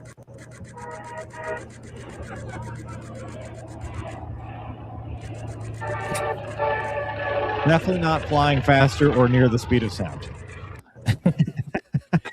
No. I just thought that was cool. You ever thought about putting a train horn on your aerospace vehicle? Like we said before the show, man, I would have put a Dixie horn on that bad boy. If he's got like the air compressor set up, that'd be awesome. I think it's cool. Casmo has no comment. But here's what an AN2 is in case you didn't get to see it. Yeah, they're probably like Indiana Jones. I don't know. It looks like something from Indiana Jones. I don't It know. does. Yeah, that's how he traveled from the Himalayas to India. Yeah. I think it'd be cool to roll through there in 6 years. AN2. You know, to be honest, every time I went through there, I tried to go through there like really fast. I should have went through slow once and just took in the sights. Taking your air horn. Taking my air horn in the Hornet, I'd be the only one, dude, that could hear it. Yeah. Yeah, that's cool, man. Wow. All right. I mean, I wonder what he was doing in Star Wars Canyon. Right? Is that it might be. The test guys are out there always doing weird stuff, right? VX and even Edwards. The guys come up from Edwards. Oh, like some anti-drone stuff Yeah. and all the stuff they're retrofitting. In 2508, but Star Wars Canyon is kind of between, I think it's Owens and Panamint Valley, and there's no. I guess there is a bombing range kind of close there, but Well, civilians can fly it. I saw F5, I think. That's true. Civilian F5 fly it a while back, and I was like, oh, okay. He's got his flag on backwards. You can tell because they zoom in the picture so hard, you know, and you're like, oh yeah, the dude in the back seat's flag's on the wrong side. But we can't get a good photo of a UFO. See? We can get an AN2 blowing a train horn in Star Wars Valley, but we can, or Star Wars Canyon, but we can't get a picture of ET's spaceship. Could put a man on the moon. Can't put metal in a microwave. What is this world coming to? Yeah. I don't know. Let's see here. Sam would like to know, what's your opinion about FPV drone people are becoming coders? Do-it-yourself rocket people are making their own flight computers for guided rockets on YouTube. Oh, wow. I didn't know that. What do you have to code as an FPV drone people? What does that mean? Like, there's a lot of coding in the control software to keep it stable and track people. Yeah, well, the vibe control coding? rates, PID loops, lots of stuff. Wow. I don't know. That stuff's all that stuff's scary to me. Whatever functions it's got, as it should be. Yeah, that stuff's scary. That's pretty cool, I guess. Do-it-yourself rocket people are making their own flight computers. The scary part about stuff like that is you're one step away from actually being a weapon. Right. You know, I mean, what's to stop? And I'm not saying we should stop people from doing it. I'm just saying that the scary part, like drones started as, oh, that's a cool hobby, to now they're chasing people down in Ukraine. And, you know, guided rockets. I mean, think about it. A small guided rocket with a warhead that you make in your basement, probably not great. No. Yep. But we have to counter these things as we see them. All right, Gonky, you ready for the mental health minute? Of course not. Perfect. Well, Pump Guy says, when everything seems to be against you, remember that the airplane takes off against the wind. Said across his nose, not up it. You know, that is I don't have it. The Dan Rooney's book, Flying to the Wind, our friend that's running for Congress in Oklahoma. That's the premise, right? When, you know, in order for a plane to take off, you have to fly into the wind, although we do like tailwinds when we're airborne. But the getting to the fun part of flying takes a headwind, and getting to the fun part of anything takes a headwind. You have to work. You have to be challenged. Sometimes the challenge is built in, like pilot training, for example, where, you know, it's 54 weeks of it's hard. It's not easy, but at the end you put wings on your chest and you're like, man, I did something. That was cool. And sometimes the things are not planned, like, oh, I don't know, unexpected stuff in your career that puts you in a situation that you didn't think you would ever be in, that you have to overcome. And those headwinds make you who you are. And as long as you continue to be resilient and face them, you can come out the other side and have that sense of accomplishment, just like as if you did pilot training or something else. But if you let the headwinds win, then, you know, you're not going to have anything to show for it. So having gone through some stuff in the last, half a decade, it's interesting to me looking back and being like, well, I hated it, but I wouldn't trade what I've become on the other side for a lot of it. You always come out better as long as you stick with it. But, I read something the other day where the difference between people who do well in this career or do well in general and the people that don't are the ones that don't give up. It's the make them tell you no. It's the ones that persevere no matter what's happening. And, if you just do like Wombat says, never be down, never be out, I think you can push ahead. It might not be what you imagine. You might be retiring as a major with 21 years one day, but you still will have something to show for it. What do you think, Gonky? Yeah, dude. I mean, you covered it. It's sometimes it could be your indicator that you are moving in the right direction when everything seems to be against you. I mean, I one of my favorite lines in the Bible is consider it pure joy, my brothers, when you face trials of many kinds, because you know the testing of your faith develop perseverance. And a lot of times when things get hard, that's when you really got to lean into it. Persevere. Don't give up. Keep going. And it builds that toughness. And, whatever it is you're going through is preparing you for the end game there. So, yeah, man, I don't have a lot to add other than that. There's been many times in my life where there's been significant headwinds. You brought up pilot training. That's 100% true. You'll hear people say anything worth doing in life is going to be difficult.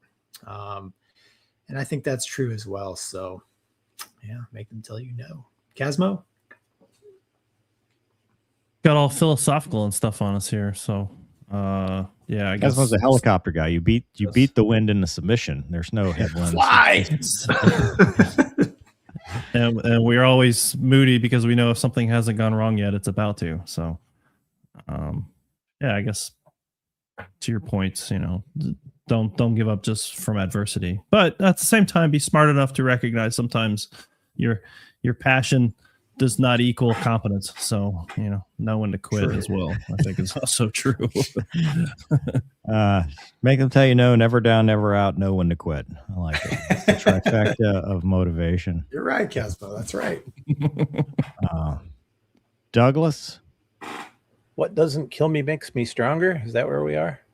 No, we're at headwinds. Yeah, it's basically the same philosophy. Yeah. Yes. Yeah, I agree with everything you guys said. I do want to say though that sometimes adversity cannot be overcome, and when you realize that, that you're really up against something terrible and get some help, that's also a strength. Yeah. I started this in the comment because I like it. Another corollary: the best way to survive an ambush is to run towards it, not away from it. Same thing with the doorway. Don't stand in the doorway. If you run in, you'll survive more likely than if you just stand in the doorway. Everything. There's there's an analogy for everything, really. Let's see. Going back to the JD's got something relevant for this. JD says, think of yourself as a flame. Adversity is the wind that makes you dance brighter. Maxim Lagasse. You need easier names, man. Let's see here. The Dirt Boy says, any comment on the recent land grab by the Bureau of Land Management near Groom Lake in Nevada, taking away an observation point called Tikaboo Lake Peak? Apparently it was done for safety concerns. Safety of the aliens. Well, they would like a private resort in the middle of the desert. Can they get that? They don't need. If you want to be out of the range of the discombobulator. That's right. That's right. I mean, yeah. We want to stand on the bullseye. The bullseye. I want to feel the Mark 84 as it hits. Dude. Yeah. I mean, you just have to. Some stuff happens in secret, man. Like just yeah. Because the Chinese tourists were probably out there taking pictures. I don't know. Yeah. Yeah, for sure. For sure. Sam says people are coding their own control loops for faster response. It's a wonderful hobby word for a blanket ban. That's always the worry, right? I mean, right. Hobbies turn into somebody uses them wrong. And then the hobby becomes a ban. Yep. Ask anyone who wants their very own MP7 with fully automatic, right, Doug? Affirmative. Reaper says there are already 3D printer string design on DefCAD, which is scary. I know these are words. Yeah, I know. We've gone down a really dark nerd tunnel that I cannot follow. I like that car. Is that an SS Commodore? Is that Australian Holden? I'm probably doing like Gonky and totally. Oh, dude, no. Okay, so this is a 3D printed. Dang, this is 3D printed. It looks like an Uzi. Wow. String design? No, dude, a 3D printed gun. No, this says string design. Oh. Google the right words, Gonky. I did. You're going to have the ATF at your house. Mike says, Thanks, sorry Mike. for your loss, Gonky. Skin cancer took my dad. Melanoma that started where the sun never shined, upper inner thigh, and wasn't found till it spread to his brain. Man, I'm sorry to hear that. Too late. Not a great way to go. Folks, get checked annually. F cancer.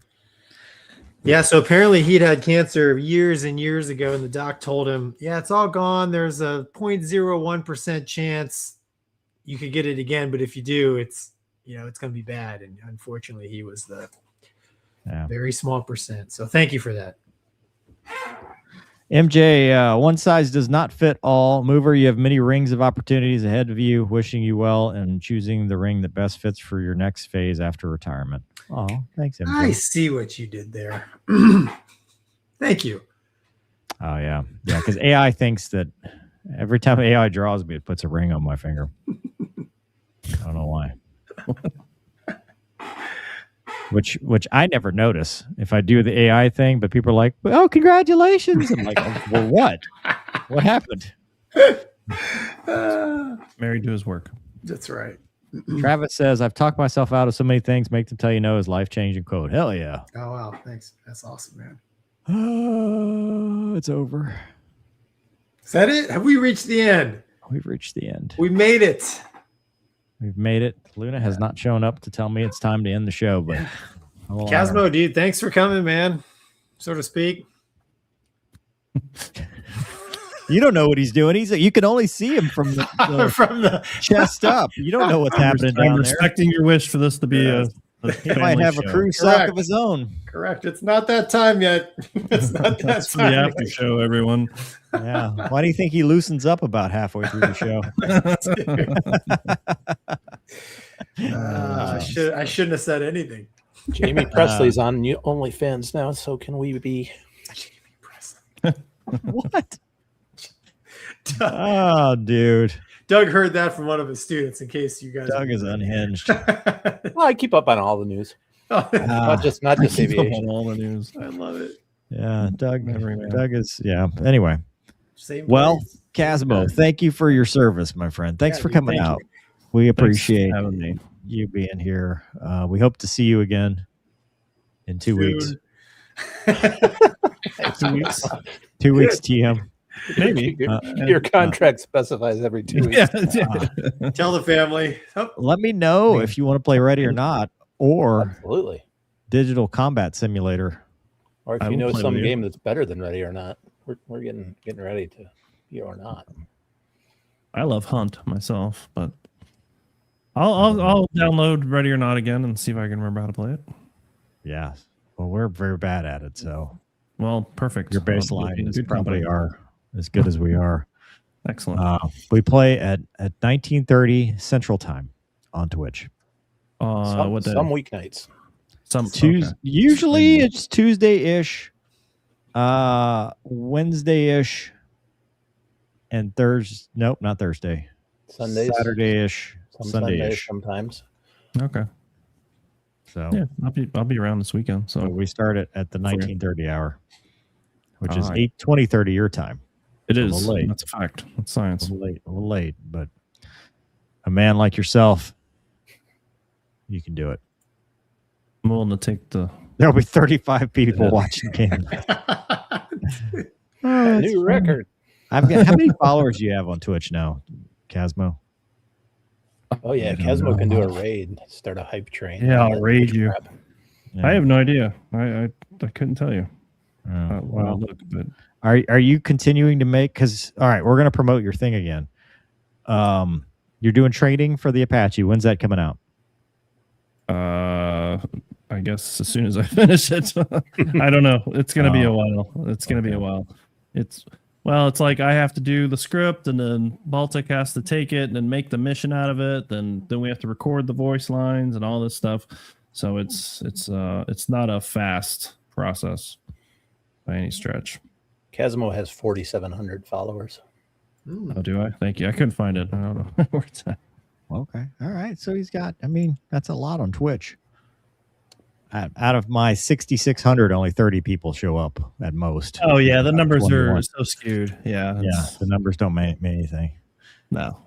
Gonky, hey man, we're gonna do a show next week. yes, sir. And then Mover's going to go into shutdown mode and wait till then. Yeah, he's going to go to powering sleep. down until go sit on the couch for 6 days. Just Yeah. stare. It'll be dead silent. I'm going to power down until I only get up to feed Luna. JD says he feels pressure to perform now. Because of Jamie Presley? No, what? You're stuck on that. We're focused on. Never mind. This is why we don't do well at Ready or Not, because you can't focus on one thing at a time. Gotta have laser beam focus. He wanders off. But I kill people. Yeah, And I got a then, guy like that when I play Hunt too. He's a mile away. It's like, bro, we're over here. Yeah, stack up. Yeah, Doug's on the next floor. Get on my ass. All right. Good night, everybody. Thanks Good night, for everybody. watching. See Thank you next you. time. Night, folks. Bye-bye.